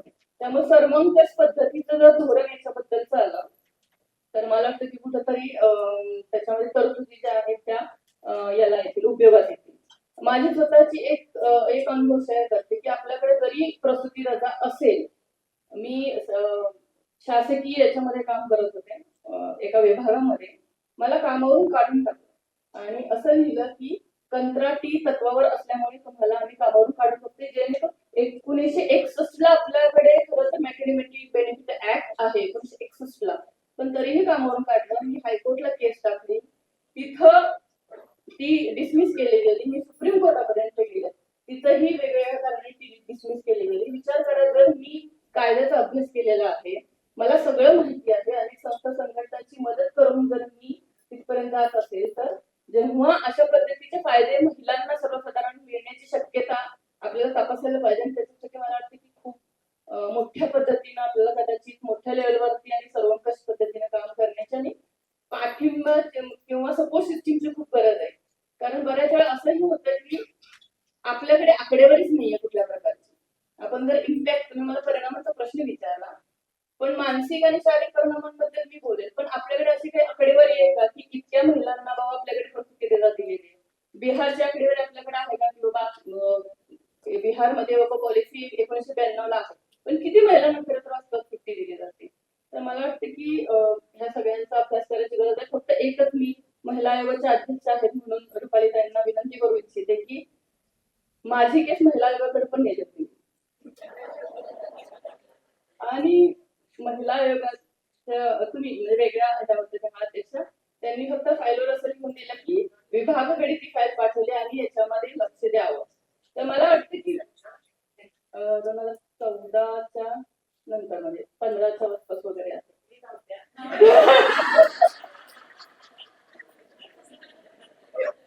तर मला वाटतं की महिला आयोगानं आपल्या नेहमीच कदाचित माझ्या मैत्रिणी सहमत असतील मित्र की महिला आयोगाच्या अधिकाराचा कक्षा वाढायला हवा. तर महिला आयोग हा 30 वर्षापासूनचा आहे. अनेक महिलांनी त्याच्यामध्ये काम केलेलं आहे. पण गेल्या काही दिवसामध्ये आवर्जून मी या सगळ्या गोष्टी समोर मांडल्या, कारण की आयोग काय, आयोगाची मर्यादा काय, आयोगाची प्रणाली काय, त्याच्यामध्ये असलेलं मनुष्यबळ काय, आणि या सगळ्यांचा एकंदर अभ्यास करत असताना केवळ महिला आयोग हा बऱ्याच ठिकाणी टीकेचा धनी ठरत जातो. हे मला आवर्जून का सांगावं लागलं, कारण की बऱ्याच वेळा ज्या तक्रारी येतात त्या संबंधित विभागाकडे आम्ही का पाठवतो, कारण की काही ठिकाणच्या आमच्या डिसिजन आणि खालची जी परिस्थिती असते ते दोन्ही बाजूला ऐकून घेऊन न्याय देण्याची ही भूमिका दिवाणी न्यायालय म्हणून आपण पार पाडत असताना दोन्ही बाजूंचं ऐकून घेणं आणि न्याय देणं ही भूमिका यामधून व्हावी हा त्या पाठीमागचा एक उद्देश असतो. आणि त्या विभागाकडे ते गोष्टी पाठवल्या तर साधारणतः विधी सेवेचा निर्णय आम्ही घेणार नसतो, तो विधी सेवा प्राधिकरणच करणार असतो. काउन्सिलिंग सेंटरकडे जाणारा निर्णय हा काउन्सिलिंग सेंटर आमचे काउन्सिलरच करत असतात. पोलीस स्टेशनची एफआयआर दाखल झाल्यानंतर कोर्टात झालेली प्रोसेस ही कोर्टाच्या माध्यमातूनच होत असते. त्याच्यामुळे ही सगळी एक प्रक्रिया आहे आयोग म्हणून काम करत असताना. बऱ्याच जणांना असं वाटतं की आयोगाकडे तक्रार दिली की आयोगच अंतिम निर्णय घेतो. आयोग निर्णय घेतो, पण त्याच्यामध्ये जी प्रक्रिया जी चालू असते की ते तक्रार आल्यानंतर त्या विधी सेवा असेल, कोर्ट असेल, या प्रोसेस मधून जाताना पोलीस स्टेशनच्या असेल आणि या सगळ्यांमधून आमचं वन स्टॉप सेंटर बरोबर असेल, या सगळ्यांमधून जाताना अंतिम निर्णयाकडे जाताना आम्ही त्या सगळ्यांमध्ये असतो. आणि म्हणून मला आवर्जून सांगायचं, आपण जी तक्रार दिली अशा अनेक तक्रारी आमच्याकडे येतात, पण गेल्या 4 वर्षाच्या कालावधीमध्ये ज्या ज्या तक्रारी येतात त्या केवळ आता एका विभागाकडे न पाठवता त्याच्यावर चर्चा झाली पाहिजे, त्याच्यावरती निर्णय झाला पाहिजे, मार्ग निघाला पाहिजे आणि संबंधितांनी त्याच्या संदर्भातला अंतिम ठोस निर्णय घेऊन त्यामध्ये कायद्यामध्ये अजून काही दुरुस्ती होती का हे करणं गरजेचं आहे. कारण काही ठिकाणी कायद्यांमध्ये पळवाटा असल्यामुळे आम्हाला जरी वाटत असत न्याय दिला पाहिजे तरी काही ठिकाणी न्याय मिळत नाही हे आम्ही मान्य करतो. आणि म्हणून आता एक भक्कम पाया उभा करत असताना अशा ज्या अनेक गोष्टी समोर येतात त्याच्यासाठी आम्ही असून आमच्या बरोबरचे सर्व सहकारी सर्व विभागाचे असतील चर्चा आणि चर्चेच्या माध्यमातून निर्णय घेण्याची प्रक्रिया करतोय. आणि त्याचाच एक भाग म्हणजे आजची ही चर्चा आहे. मग अशी आपणही सांगितलं की 3 वेळा ही चर्चा पुढे गेली. खरं तर नोव्हेंबर मध्ये ही चर्चा घेणार होतो आणि ज्यावेळेस कार्यक्रम ठरला ते आपला हॉल बुक झाला होता. त्यावेळेस निवडणूक आयोगाची आचारसंहिता त्याच दिवशी पत्रकार परिषद घेतली, लागू केली. शेवटी कुठलाही कार्यक्रम करताना आपण 7-8 दिवसाचा एक अवधी ठेवतो, कारण की महाराष्ट्रभरातून महिला येणार असतात. आणि पहिली आचारसंहिता संपताना आम्ही मंडळे आम्ही घ्यायचा माझा फार आग्रह होता की आपल्याला ही चर्चा सत्र घ्यायचीच आहे. तर दुसरी आचारसंहिता सुरू झाली आणि जवळजवळ 4.5 महिन्याचा कालावधी या सगळ्या निवडणूक प्रक्रियेमध्ये गेला आणि ठरवलं 8 मार्चच्या अगोदर आपली चर्चा सत्राची कार्यक्रम हे पार पडलंच पाहिजे. आणि खऱ्या अर्थानं एक दिवसाचा 8 मार्च साजरा करून उपयोग होणार नाही. तर महिलांच्या आरोग्याचा जो प्रश्न आहे तो समाजासमोर मांडताना आता मोकळेपणाने आणि खुलेपणाने आम्हाला बोलता आलं पाहिजे. आणि म्हणून ही खुली चर्चा आहे. महाराष्ट्र पाहतोय आता महाराष्ट्रामध्ये बंद दार आड नाही, तर आईनी मुलाशी सुद्धा बोललं पाहिजे, वडिलांनी मुलाशी चर्चा केली पाहिजे, कारण मुलांमध्ये सुद्धा बदल होत असतात. आणि या सगळ्यांमध्ये फक्त मैत्रिणींमध्ये गॉसिपिंग न करता किंवा मैत्रिणींमध्ये कुचबूच न करता मोकळेपणाने समाजाने तिला स्वीकारलं पाहिजे की हा तिचा शारीरिक प्रश्नाचा एक भाग असला तरी तो प्रश्न आरोग्याशी संबंधित आहे, तिला आरोग्याच्या माध्यमातून होईना का आपण सन्मानाच्या नजरेनेच पाहिलं पाहिजे. आणि म्हणून असं मला वाटतं आता इथून पुढे ही चर्चा मोकळेपणाने करूयात आणि मोकळ्या वातावरणात करूया. आता आपण फक्त मी ह्या कन्सल्टेटिव्ह कमिटी जी आहे ते का असते, कशासाठी असते आणि तिघी जणींनी आपल्या बोलण्यामध्ये भारतीय घटनेचा आधार दिलेला आहे. आणि मी हे सांगू इच्छिते की त्या भारतीय घटनेच्या आधारावरच कायदे बनतात आणि त्या कायद्याचा बनण्याचा एक प्रोसेस आहे, स्टार्टिंग पॉइंट जो असतो तो आयोग असतो. आणि म्हणून आजची जी मीटिंग आहे ही खूप महत्वाची आहे. ज्या ज्या वेळेला म्हणजे मी काय केलं हे जास्ती महत्वाचं नाही, भारताची जी घटना आहे त्याचा जो स्टार्टिंग पॉइंट आहे, म्हणजे NCW असो की महाराष्ट्र स्टेट विमेन्स कमिशन असो, तिथून जे प्रवाहातून निघतं आणि ते जे हे केलं जातं ते सगळ्या ठिकाणी कन्सल्टेटिव्ह कमिटीज घेतात. तसं आपली एकही कन्सल्टेटिव्ह कमिटी आहे. खूप बरं वाटतंय की महिला आयोगाने अनेक क्षेत्रातले दिग्गज मान्यवर इथे आलेले आहेत आणि त्यांचे प्रत्येकाचे विचार हे खूप महत्वाचे आहेत आणि हे सगळं एक समरी करून ते राज्य शासनाला देणार आहे. नंबर 1. त्याच्यामुळे हा आहे कार्यशाळा म्हणा, कार्यक्रम म्हणा किंवा consultative, it is based on the constitution of India. कारण ही शेवटी राज्य महिला आयोग ही it is a constitutional body for recommendation of the policy. आपण पॉलिसी रेकमेंडेशन साठी आज बसलेलो आहोत आणि पॉलिसी रेकमेंडेशन करताना स्वतः महिला आयोग स्वतः काही करत नाहीये. कारण त्याचं काय की त्यांनी जी आपली सगळ्यांची जो पुढाकार घेतलेला आहे आणि आपल्या सगळ्यांना बोलवलेलं हे खूप महत्वाचं आहे. आणि त्यामुळे मी अध्यक्षांची खूप आभारी आहे की तुम्ही हा सगळी कन्सल्टेटिव्ह कमिटी घेतलेली आहे. नंबर 1. तर हा एक गोष्ट झाली. थोडं आम्ही दोघेही थोडेसे पॉलिटिकल बॅकग्राऊंड असल्यामुळे हे खूप महत्वाचं आहे की ऑल पॉलिटिकल पार्टीज त्याने आपल्या इलेक्शन जाहीरनाम्यामध्ये अशा प्रकारची व्यवस्था असावी असा आमचा जाहीरनाम्यामध्ये उद्देश स्पष्ट केलेला आहे. आणि शेवटी काय होतं की जेव्हा निवडून येतात तेव्हा it becomes a question of implementation. मग इम्प्लिमेंटेशनची प्रोसेस काय की महिला आयोग आहे, त्याच्यानंतर हे पुढे जाईल, त्याच्यानंतर शेवटपर्यंत हे कॅबिनेट वर जाईल आणि नंतर जो इथे कायदा करण्याची गरज नाहीये. इथे ऑलरेडी वी हॅव प्रेसिडेंट्स जे आता ले डाऊन केलेले आहेत. ते बिहारने केलं, मॅडमनी सगळं, मी त्यांना सांगितलं तुम्ही भाषणामध्ये सगळं बोललेले आहात. त्याच्यामुळे तुम्ही मानसिकता जी काय आहे महिला आयोगाची राज्याची ती सांगितलेली आहे. त्यामुळे आज जो आपल्याकडे हे आहे की जो उद्देश आहे की राज्य सरकार हा कायदा नाही म्हणणार, अशा प्रकारचे रूल्स बनवणारच आहे. परंतु त्याच्यामध्ये काही खास खळगे आहेत ते आज आपल्याला भरून काढायचे. म्हणजे जसं मॅडमनी सांगितलं किंवा आपण सगळ्या ज्या पॅनलिस्टनी सांगितले खूप महत्वाचे आहेत. तर त्याच्यातले आपल्यामध्ये अरे हम कमजोर औरत है की अरे ही तर स्वतः एवढ्या एम्पॉवरमेंटच्या गोष्टी शेवटी ती स्टिरियोटाईपच निघाली. पूर्वी काय घरामध्ये 4 दिवस बाजूला ठेवायचे, बरोबर आहे. आता काय तुम्हाला कामाच्या ठिकाणून बाजूला असं नको व्हायला. तर त्या प्रकारची आणि छान बोललं गेलेलं आहे की ही जी स्टिरियोटाईप मानसिकता आहे ती कशी बदलली पाहिजे आणि कशी पॉझिटिव्हली जेंडर सेन्सिटिव्ह असली पाहिजे त्याच्यावर आपण थोडस चर्चा करू. तिसरी गोष्ट म्हणजे की जसं आपल्या स्पोर्ट्स वुमेन आहेत त्यांनी जे सांगितलं त्यांचीच थोडीशी हे मी पुढे हे करते. What she sed is very important की आणि आपण आज इथे का बसलो, कारण आर्टिकल 21, 22 आणि 32 याच्यावर एक ऑलरेडी एक पिटिशन या बाबतीमध्ये फाईल केलं होतं.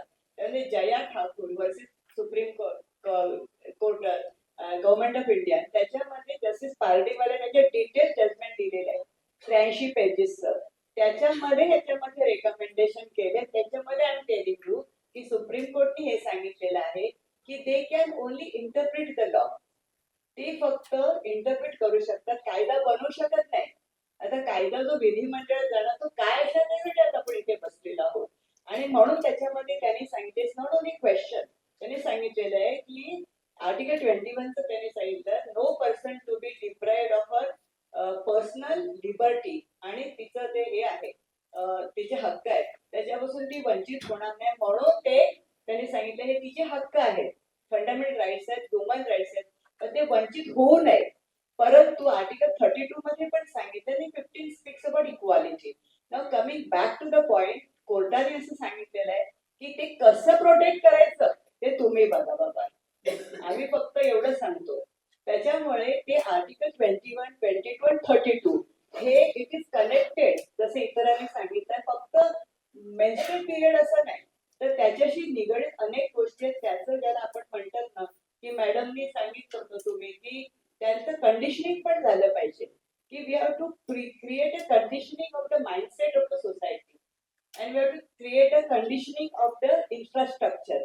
हे एकत्र घेऊन आपण केलं पाहिजे. तर थोडं एक सांगते की कंडिशनिंग म्हणजे काय की ज्या वेळेला तुम्ही मग मुलींचा पण त्यांनी विचार केला होता की 6वी ते 12वीच्या मुलींना त्यांनी हे प्रोव्हिजन केलेलं आहे त्याच्यामध्ये पण शाळेच्यासाठी आणि युनिव्हर्सिटीच्या साठी पण ते प्रोव्हिजन केलेलं आहे. Now it's a question. आता जर आपल्याला महत्वाचा जो मुद्दा आहे की ते कल्चरल स्टिग्मा आणखी कामाच्या ठिकाणी त्यांना काम देणार नाहीत वगैरे आणि काही महिला तर दाखवणार पण नाही.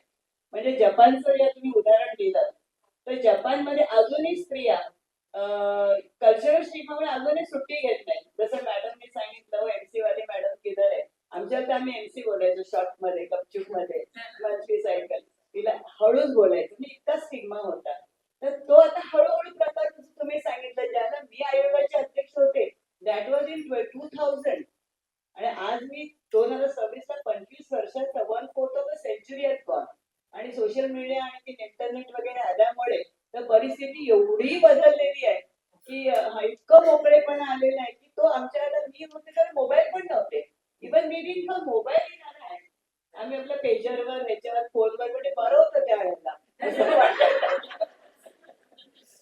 म्हणजे त्याचा it is a double edged weapon. सुरी आहे त्याने फळ कापावं की आणखी काय कापावं म्हणजे त्याच्यावर आहे. तर त्याचा मिसयूज पण व्हायला लागला. That's different thing. थोडक्यामध्ये की पॅड्स उपलब्ध असणं प्रत्येक ठिकाणी हे खूप महत्वाचं आहे. त्याच्यानंतर शाळेमध्ये सेपरेट टॉयलेट्स हा खूप महत्वाचा आहे. आणि मला पोलिसांच्या विषयी खूप आश्चर्य वाटतं मॅडम, मी तुमच्याशी सेपरेटली बोलणार आहे इन फेवर आणि तुमच्यावर काही अशी ऍडमिनिस्ट्रेटिव्ह लिहिणं आहे ना, छोटीशी सूचना आहे ती नंतर करेन. सो व्हॉट आय फील की की जरी तिला आता पोर्ट्रे केलं स्टिरियोटाईप म्हणून आपल्याला परवा करायची गरज नाही. तिसरं म्हणजे मॅडमने ऑलरेडी सांगितलेलं आहे त्यांच्या भाषणामध्ये की Wien women's commission speaks it's a government speaks ultimately. आणि त्याच्यामुळे आपण खूप पाठी आहोत असं त्यांनी सांगितलं. त्यांनी हिंट दिलेली आहे की आपल्याला हे करायचंय. बरोबर आहे ना मॅडम? आणि आपल्याला हे करायचंय. इतर राज्यांनी केलं त्याला आपण खूप पाठी आहोत. म्हणजे महाराष्ट्र राज्याला करायचंय, परंतु ते करताना आपण कशी अधिक सक्षमपणे ते करूया. आपल्याला स्टिरियोटायपिंगचा स्टिग्मा आपल्याला नको, आपल्याला जेंडर डिस्क्रिमिनेशन नको. आपण स्त्रीत्वाचा वेपनाइज नाही करत. We are not weaponising our menstrual period for getting सुट्टी वगैरे असं नको. आणि आपली प्रोडक्शनच्या वर हे होते आणि आपल्याला सेकंडरी ट्रीटमेंट असायची ती मानसिकता आहे ती नको. ह्याची आपण काळजी घेऊन if we can make a good policy I am always for it. Thank you. Thank you Nirmala ताई. सर्वप्रथम तर मी आज दोनही पद्धतीने रिप्रेझेंट करते आहे. एक आहे ते कामगार विभाग म्हणून कामगार कायद्याच्या तरतुदी ह्या संदर्भात काय असतील किंवा असाव्यात हा एक माझ्या बोलण्याचा भाग असेल. आणि दुसरा भाग असेल आमच्या महाराष्ट्र राज्य राजपत्रित अधिकारी महासंघाची मी एक आहे पदाधिकारी, तर त्या हिशोबाने देखील सर्वप्रथम तर मी म्हणेन की माता सावित्रीची तर मी आभारी आहेच. त्याबरोबर डॉक्टर बाबासाहेब आंबेडकरांचा जो मी मगाशी विचार सांगितला, तर त्या महामानवाविषयी विचार करताना मी हे म्हणते की कसं त्यांना हे सगळं सुचत गेलं आणि त्यांनी महिलांसाठी अनेक कायदे केले. हिंदू कोड बिल सारखं एक महत्वाचं डॉक्युमेंट पण आपल्याला दिलं.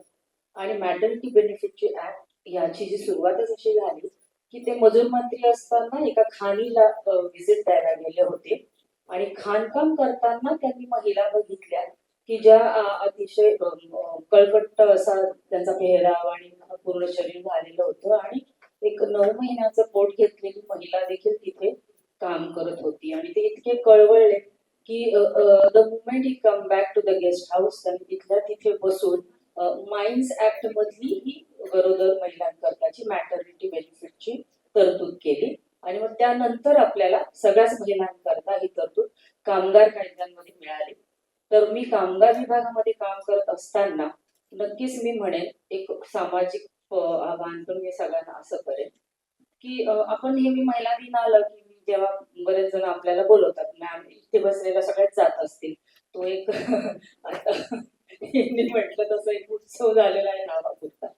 तिथे गेलं ना की पुरुष मंडळ येतात ना, खूप जोशात बोलतात, महिला ही आदिशक्ती आहे, स्त्री शक्ती आहे, माता आहे, जननी आहे.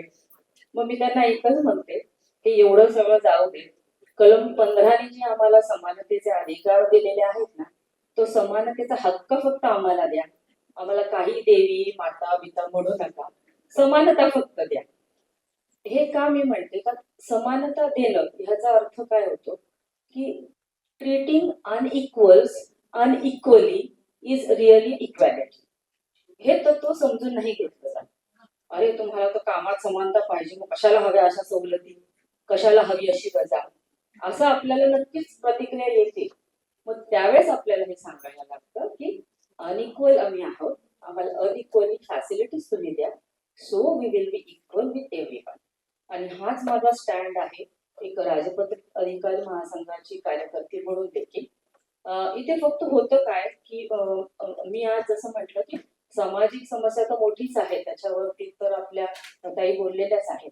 मी फक्त मला आज सीमित करते आहे तो नोकरदार महिला आणि शासकीय अधिकारी महिला यांच्यापुरती, कारण बाकीचा सोशल विषय तर खूप मोठा आहे. कारण आमच्या डिपार्टमेंटने पण ऊसतोड कामगारांवरती भरपूर काम केलेलं आहे कामगार विभागाने, आणि तुम्ही म्हणतात तसं विदारक सत्य देखील आम्ही अनुभवलेलं आहे. तर तो एक स्वतंत्र विषय होईल. सध्या मी थोडक्यात मला सीमित करून घेते ह्या विषयावरती. तर कामगार कायद्यांमध्ये अनेक कायदे जे आहेत त्यांची मी एक लिस्ट पण मॅमला दिलेली आहे. सगळ्यात पहिलाचा आहे तो शॉप ऍक्ट, म्हणजे महाराष्ट्र दुकाने व आस्थापना अधिनियम. ह्याच्यामध्ये काही कॅज्युअल लीव्ह दिलेल्या 8 दिवसाच्या, काही फेस्टिवल हॉलिडेज आहे, अनलिव्ड मिळतात 240 दिवस त्या कामगारांनी वर्षभरात भरले तर त्याला दर 20 दिवसाला 1 दिवस अशी साधारण 21 पर्यंत रजा या येतात. तर मग आपण जर ही गोष्ट दुकानदारांकडे घेऊन गेलो किंवा ज्यांना शॉप ऍक्ट लागू होतो तर ते म्हणतील आम्ही पुरेशा रजा दिलेल्या आहेत, त्या रजेपैकी तुम्ही वाटेल त्या कारणासाठी त्या घ्या.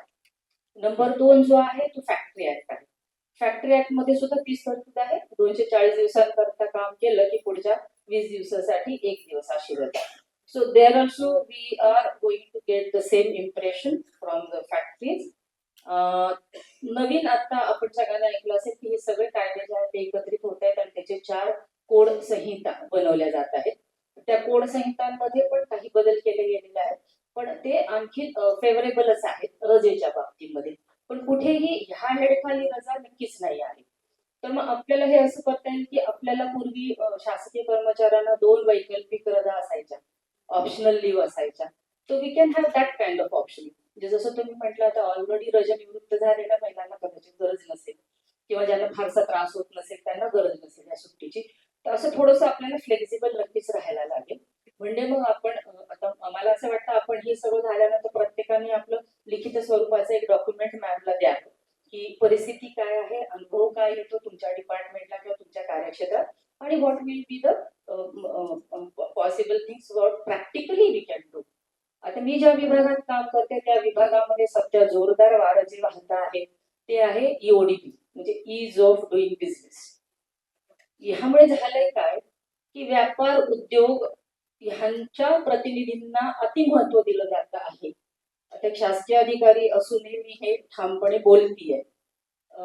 आणि त्याच्या नावाखाली अनेक चांगल्या तरतुदी कर्टेलच केल्या जातात. नथिंग डुईंग, हे शटडाऊन करा म्हणजे करा, ते नाही पाहिजे म्हणजे नाही पाहिजे. उद्योगाला त्रास नाही झाला पाहिजे, इन्स्पेक्टर राज नाही झालं पाहिजे.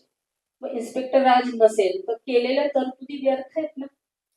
सध्या आमचे कामगार अधिकारी हे म्हणजे वाघ नख नसलेले, दात काढून घेतलेले असे मनिमेव होऊन बसले, कारण ते जाऊ शकत नाहीत इन्स्पेक्शनला. तक्रार आल्यानंतरही अनेक त्याच्यावरती प्रक्रिया होऊन मग तो अधिकारी तिथे व्हिजिटला जाऊ शकतो. तर मॅटर्निटी बेनिफिट ऍक्टचं मी आपल्याला एक उदाहरण देईल की ह्या ऍक्ट मध्ये जसं मगाशी मॅमनी सांगितलं तसे रजेचे 26 आठवडे केल्याबरोबर उद्योग धंद्यांमध्ये खूप खळबळ उडाली. आणि त्यातली आणखीन एक तरतूद जी आहे ती पाळणा घरची. आता पाळणा घर देणं आणि मॅटर्निटी लिव्ह देणं, मला वाटतं 99% इंडस्ट्रीजनी स्वतःकडे एक ऑडिट केलं पाहिजे की ह्याचं इम्प्लिमेंटेशन होतं का. महिला खूप घाबरतात पुढे यायला. तसंच मी पॉश ऍक्टच्या बाबतीत पण सांगेन की म्हणजे माझा एक्सपिरियन्स असा आहे की म्हणजे अगदी मीनाक्षी महेश्वरीची केस पासून मी सगळं हँडल केलेलं आहे. तर 90% तक्रारी ह्या पोहोचतच नाहीये त्या कमिटीकडे, तक्रार समितीकडे. आणि तक्रार समित्या पण बऱ्याच ठिकाणी झालेल्या नाही. मॅडमनी खूप मोठा इनिशिएटिव्ह घेऊन तक्रार समित्या कुठे झाल्या नाही झाल्या आढावा मला वाटतं त्या नेहमी घेत असतात. पुण्याला गेल्या तर तिथे आमचे ऑफिसर्स तिथे आले होते. तर जो कायदा ऑलरेडी अस्तित्वात आहे त्याचीच ही दशा झालेली आहे, मॅटर्निटी बेनिफिट ऍक्ट आणि पॉश ऍक्ट. एक महिला आयोगाला मी ही पण विनंती करेल की पॉश ऍक्टचे आपले अजून रूल्स पण नाही फ्रेम झाले. 2015 की 17चा तुम्हाला वाटतं ऍक्ट आहे. एक फक्त नोटिफिकेशन काढलं गेलं की लोकल कमिटीज आणि इंटरनल कमिटीज बस. त्याच्या पलीकडे मॅम काहीच एसओपी नाही, काहीच प्रोसिजर नाही. मग असं वाटतं तो ऍक्ट व्हायच्या पूर्वी पोलीस आणि लेबर डिपार्टमेंट मिळून आम्ही चांगल्या प्रकारे हाताळत होतो या तक्रारी. आता असं झालंय पोलिसांकडे नाही, माझ्याकडेही नाही, पूर्ण पॉश ऍक्ट मध्ये कुठेही लेबर डिपार्टमेंटचं नावच नाही आणि महिला बाल विकास रूल सुद्धा केलेले नाही. मग हे इम्प्लिमेंट करायचं कसं? सो तो एक म्हणजे आहे ते कायदेच आपण व्यवस्थित नाही इम्प्लिमेंट करत आहोत. तसंच मॅटर्निटी बेनिफिट ऍक्टचं मी म्हटलं तसं मी अनेक औद्योगिक क्षेत्रातील असोसिएशन्सच्या सेमिनार्सला पण जात असते. त्या एका सेमिनारमध्ये एका उद्योजकाची मुलगी की she is also one of the director of that उद्योग तिने स्वतःहून सांगितलं, ma'am I am ashamed of my father. मी एक महिला आणि त्यांची मुलगी अशी त्या उद्योगातली डायरेक्टर आहे, पण आमच्या HR डिपार्टमेंटला माझ्या फादरनी इन्स्ट्रक्शन दिलेले आहेत की लग्नाळू मुलींना जॉब द्यायचा नाही. मॅटर्निटी बेनिफिट हे वाढलेलं आहे, मला विनाकारण 6-6 महिन्याचा पगार कोणाला द्यायचा नाही. ती म्हणजे माझ्या वडिलांचीच ही मानसिकता. म्हणजे बघा ना आपला समाज किती दांभिक आहे.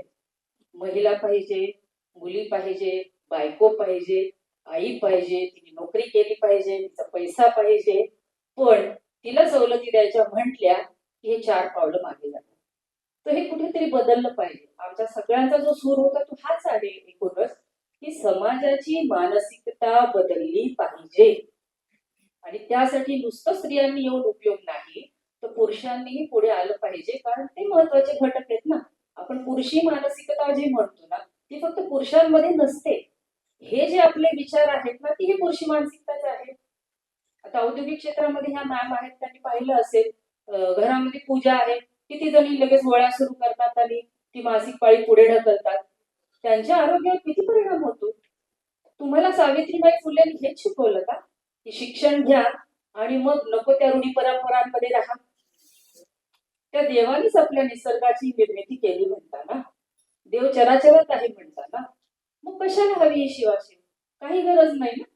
आपल्या घरापासून आपण सुरुवात करा की मी माझ्या घरातली देवपूजा माझ्या हाताने नक्की करेन. या 4 दिवसात काही फरक पडत नाही. मला जर कुठे जायचं आहे एखाद्या कार्यक्रमाला मग मी ताट मानेनी जाईल. आपणच मागे होतो ना काही कारण नसताना. तर त्यामुळे आधी आपला आत्मसन्मान हा आपण मिळवला पाहिजे. ह्या विषयावरती खुलेपणाने नक्कीच बोललं पाहिजे. आमच्या ऑफिसमध्ये आम्ही अशी काही कार्यशाळा घेत असतो. एकदा निर्मला सावंत मॅडम पण पॉश ऍक्टवर येऊन गेलेल्या आहेत. तर मी एक कार्यशाळा ठेवली होती ती मेन्स्ट्रुअल कप वापरण्याविषयी. कारण ह्या पॅडची गरज तर नक्कीच आहे. तर मॅम तर ह्या आमच्या वंदना मॅम डिग्रेडेबल नेचरशी सुसंगत असे पॅड्स बनवण्याच्या मागे आहेत. ते नक्कीच असावे. परंतु हे जे आत्ता बाजारातले पॅड आहेत त्याच्यानी खूप मोठ्या प्रमाणामध्ये कचरा वाढतो आहे. त्याची विल्हेवाट नीट लागली जात नाही आहे आणि ती एक मोठी समस्या होते आहे. म्हणून मेन्स्ट्रुअल कप हा एक चांगला पर्याय त्याला आहे. ती कार्यशाळा मी ठेवली. आमच्या ऑफिसमध्ये केवळ महिला त्या कार्यक्रमाला आल्या. एकच पुरुष माझ्या कार्यक्रमात होता की ज्याला स्वतःला 2 मुली आहेत आणि तो खरोखर समानतावादी आहे, आंबेडकरांचा विचारधारेच आहे. तो फक्त व्यक्ती माझ्या त्या पूर्ण कार्यशाळेमध्ये आला. म्हणजे बघा ना किती मानसिकता हे आहे की तुमच्या घरात मुली आहेत, आई आहेत, त्यांनाही ह्याचा उपयोग होऊ शकतो हे त्यांच्या कोणाच्या गावीही नाही आलं. सरकारी कार्यालयामध्ये जर ही अनास्था असेल तर बाकीच्या गोष्टींबद्दल न बोललेलंच बरं. त्यामुळे माझं पुरुष सहकाऱ्यांना खूप मोठी विनंती राहील की त्यांनी ह्या सगळ्यात सहकार्य करावं. शासनाने त्यांचं धोरण ठरवताना नक्कीच EODB बघा. EODBचा उपयोग जो आहे तो आम्ही स्वतः देखील त्याचे भाग आहोत आणि आम्ही समजा जर 100 कागदपत्रांची पूर्तता एखाद्या ठिकाणी करायची असेल तर ती कमी करत अक्षरशः 25% नक्कीच आणलेली आहे. अगदीच आवश्यक कागदपत्र फॅक्टरीचं लायसन्स घेताना, शॉप ऍक्टचं रजिस्ट्रेशन घेताना, जिथे रजिस्ट्रेशन आहे तिथे आम्ही कागदपत्र नाही बघत आहोत. आम्ही अनेक गोष्टी कर्टेल केलेल्या आहेत. तर मासिक पाळीच्या दरम्यान पगारी सुट्टी योग्य की अयोग्य याविषयी आपण तज्ज्ञांकडून मार्गदर्शन घेतो आहोत आणि यामध्ये आता नीलमताई आपल्या सोबत उपस्थित राहणार आहेत इथून पुढच्या चर्चेसाठी. ताई खूप खूप स्वागत आहे तुमचं. आज आपण अगदी एका महत्वाच्या विषयावरती चर्चासत्र घेतो आणि राज्य महिला आयोग नेहमीच सगळ्या समाजाच्या पुढे राहण्याचा प्रयत्न करत असतो, विचार म्हणून, कृती म्हणून. आणि राज्य महिला आयोग हा कृतीच्या बरोबर वैचारिक विकास आणि कशा प्रकारे शासनामध्ये धोरणांचं प्रतिबिंब पडावं याबद्दलचा एक दिशादर्शक भूमिका त्यांच्याकडून अपेक्षित असते. आणि म्हणून राज्य महिला आयोगाने हे कृती सत्र घेतलं. तर आजच आपल्याला कल्पना आहे की जागतिक आणि संपूर्ण महाराष्ट्राच्या दृष्टीने अत्यंत महत्वाचा म्हणजे मराठी दिन आहे. आणि मराठी आपला जो गौरव दिन आहे त्याचे सुद्धा कार्यक्रम आज विधान भवनात होते. परंतु आपला हा जो कार्यक्रम आहे तो एका अर्थाने आपल्या जीवाचा अगदी जिवलग.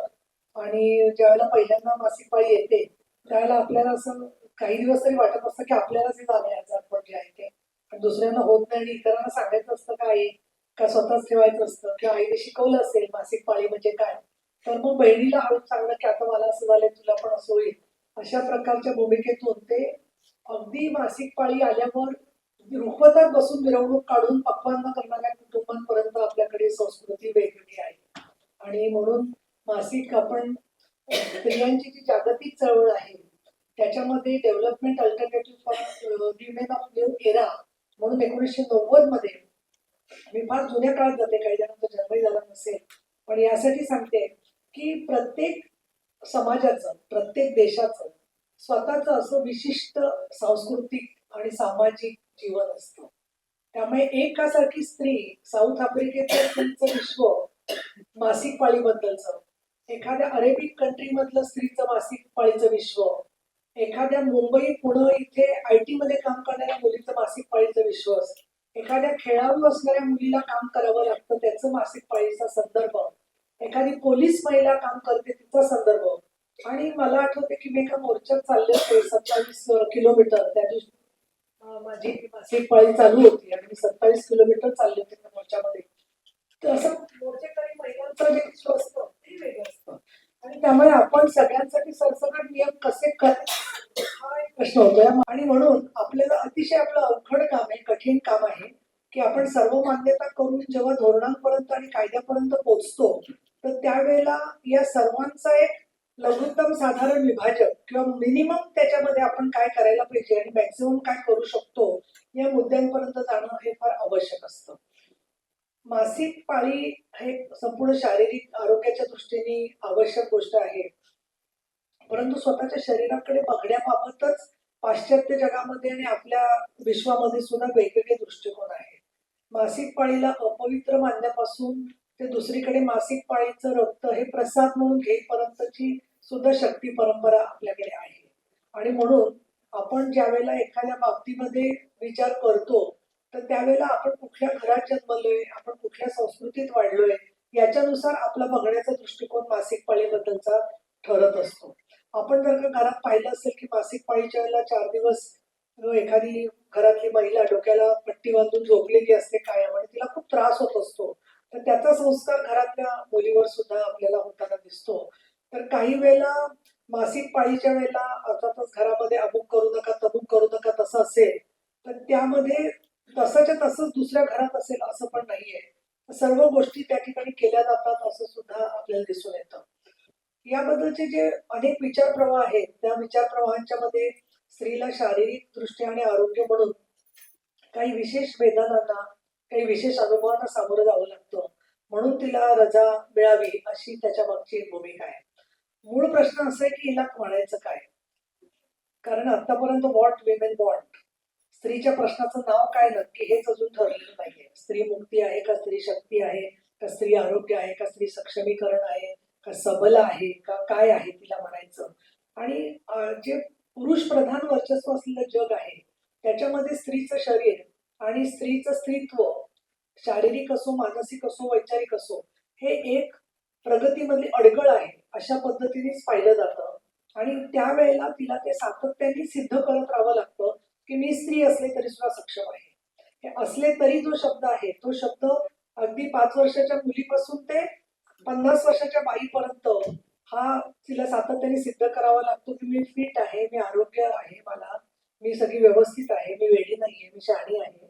आणि ह्या सगळ्या गोष्टी सिद्ध करत असतानाच आपण हा विचार करूया की त्यामध्ये अजून एक नाव तिने ते लपवलं असेल, त्याची जाणीव नसेल, तर मुळामध्ये प्रत्येक स्त्रीला तिची मानसिक अवस्था काय आहे हे सांगायला आवडणार नाही. तसं शारीरिक अवस्था सुद्धा तिची काय आहे हे तिला कार्यालयामध्ये किंवा ज्या ठिकाणी पुरुष बॉस असेल त्या ठिकाणी तिने सांगायचं. तर काही स्त्रिया धाडसी असतील त्या अगदी जोरात सांगतील, अगदी सहजगत्या, की काही नाही, माझी मासिक पाळी आली म्हणून मी 2 दिवसाची दांडीच मारली, असं म्हणणारी पण स्त्री असू शकते. पण काही ठिकाणी काय, आता मॅडमची संपली की नाही पाळी, किंवा केस धुवून आल्या म्हणजे 4 दिवस झाले वाटतं, या कॉमेंट शालेय भागामध्ये महिलांना मुलींना ऐकायला लागलेल्या आहेत. आणि म्हणून मग अशा वेळेला आज केस सोडून आले वाटतं, म्हणजे धुतलेत केस.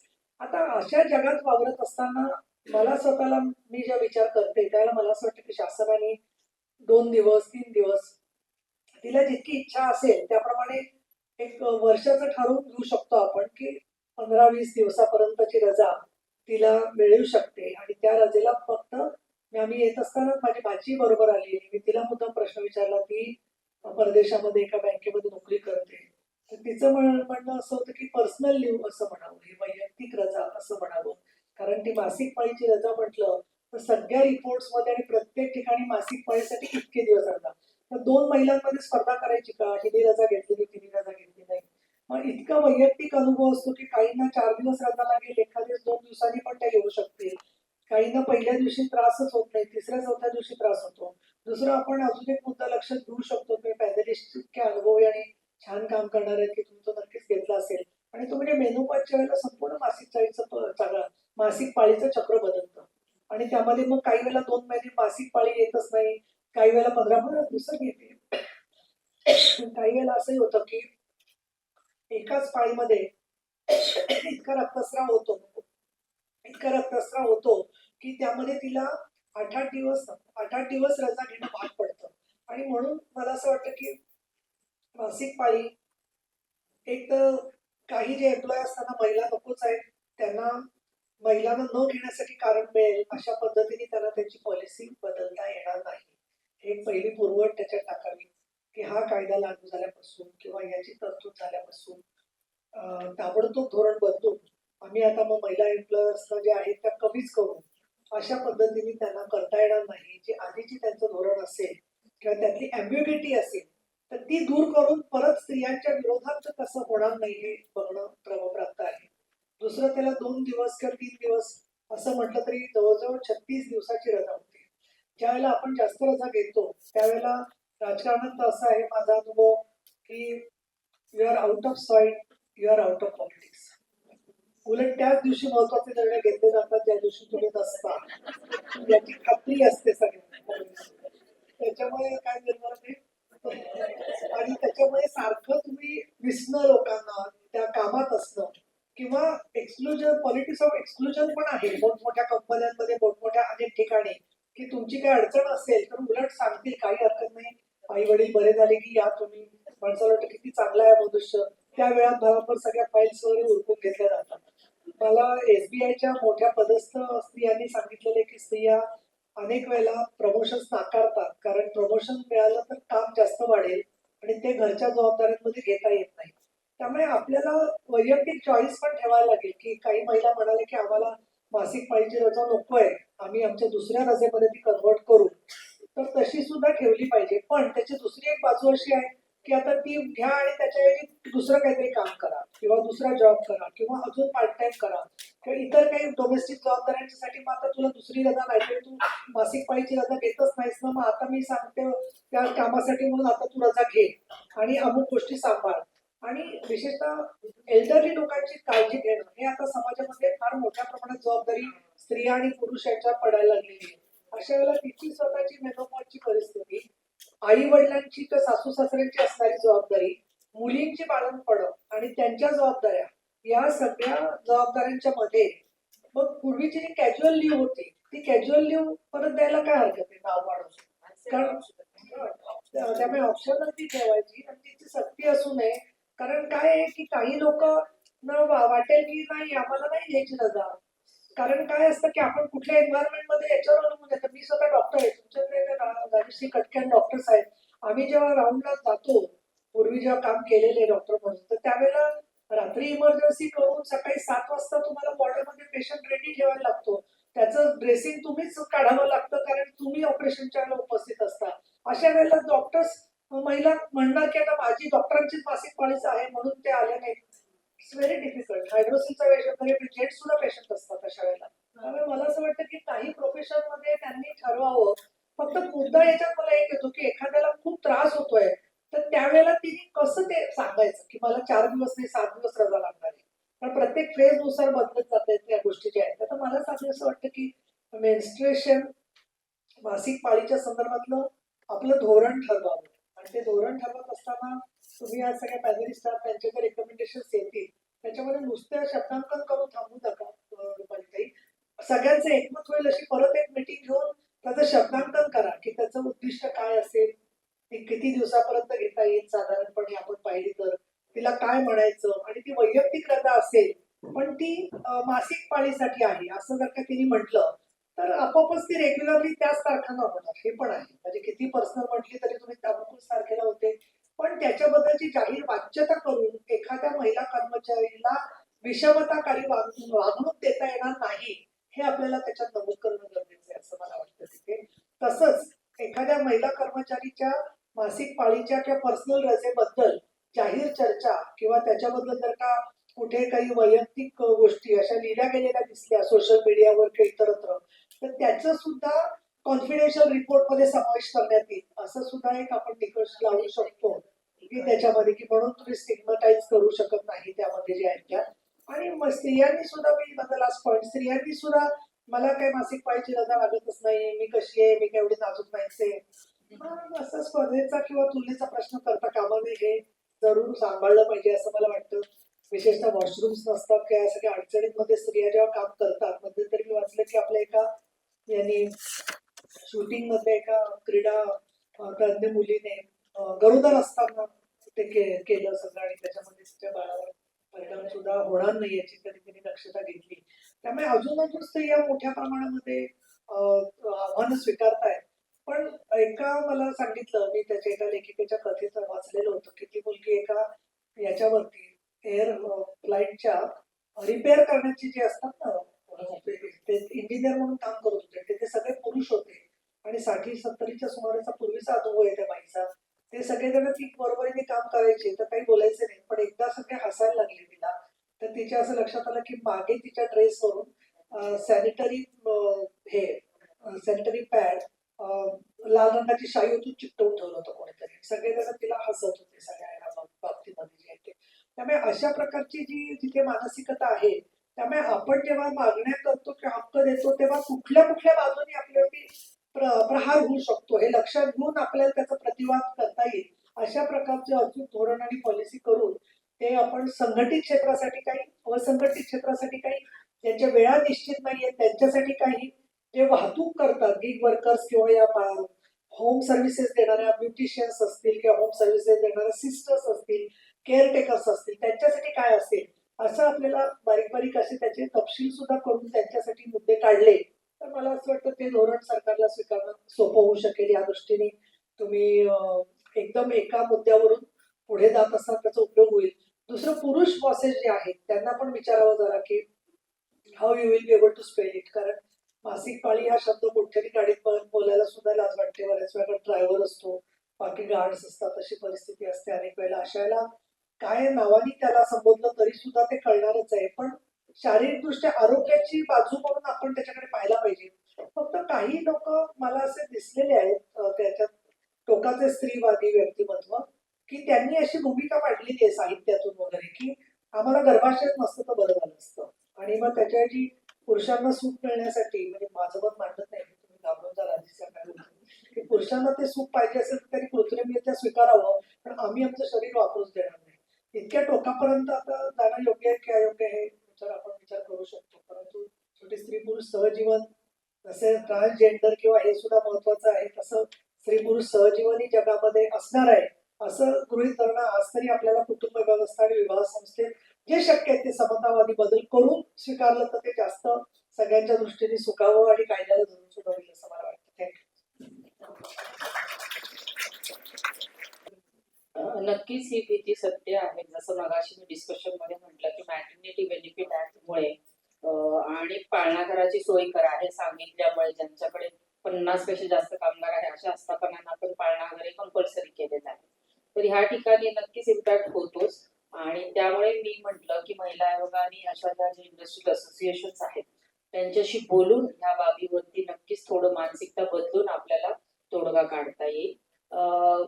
आपण जर म्हटलं की त्यांच्या उत्पादकतेवर परिणाम होईल, तर हा इश्यू आत्ताचाच नाहीये, तर 1857 पासून जेव्हा आपल्याकडे पहिल्यांदा औद्योगिक क्रांती झाली होती आणि मिल वर्कर्स जे होते ते काम करत होते, तर नारायण मेघाजी लोखंडे यांची बॉम्बे मिल हँड असोसिएशन त्यांचं प्रतिनिधित्व करायची.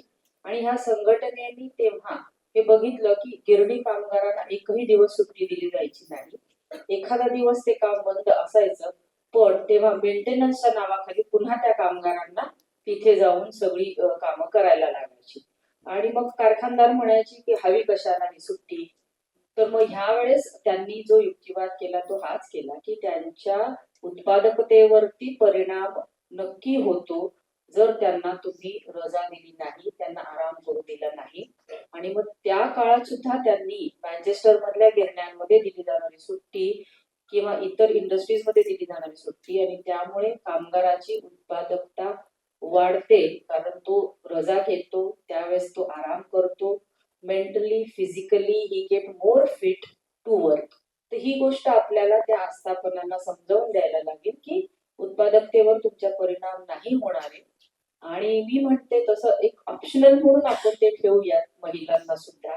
आणि खरोखर तिला त्रास होतोय ती घे, नसेल होत एक वार्षिक रजा आपण एक 12 दिवसाची समजा ठेवली, मग वर्षातून 3 त्या कशाही घ्यायला. तर असं माझं एक त्याच्यावरती सोल्युशन राहील. आणि नक्कीच कायदा कागदावरती असतो आणि तो प्रॅक्टिकली मात्र इम्प्लिमेंट होत नाही. अशा वेळेस आमच्या सारख्या सरकारी यंत्रणांची ती जबाबदारी आहे की त्याचं इम्प्लिमेंटेशन झालं पाहिजे.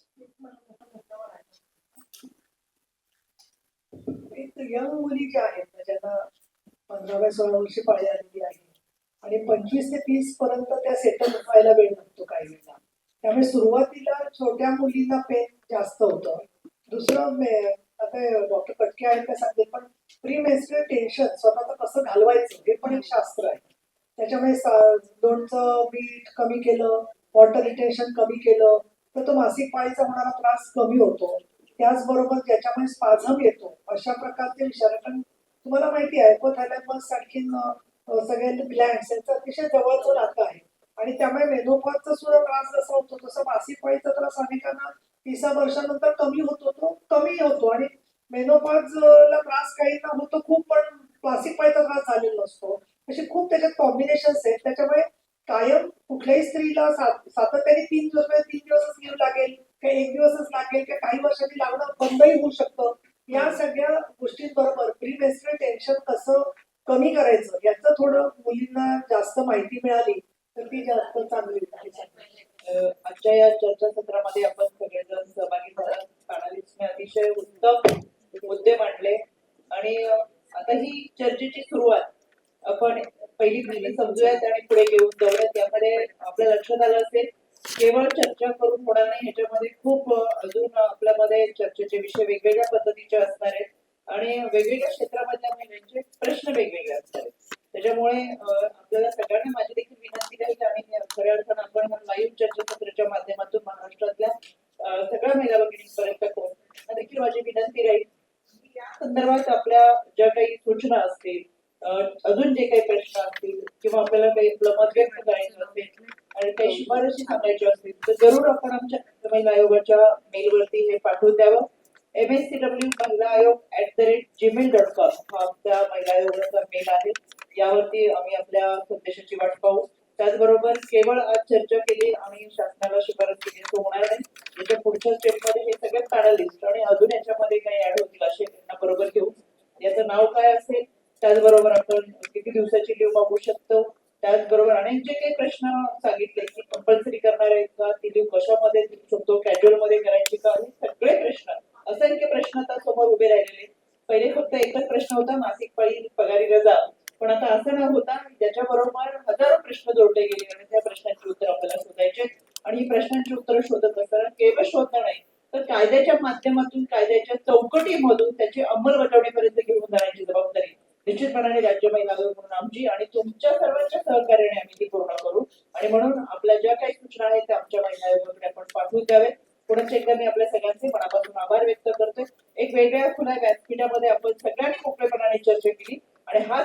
श्वास आरोग्याच्या संदर्भात महिला भगिनी घेतील आणि याची सुरुवात आपल्या सगळ्यांच्या उपस्थितीत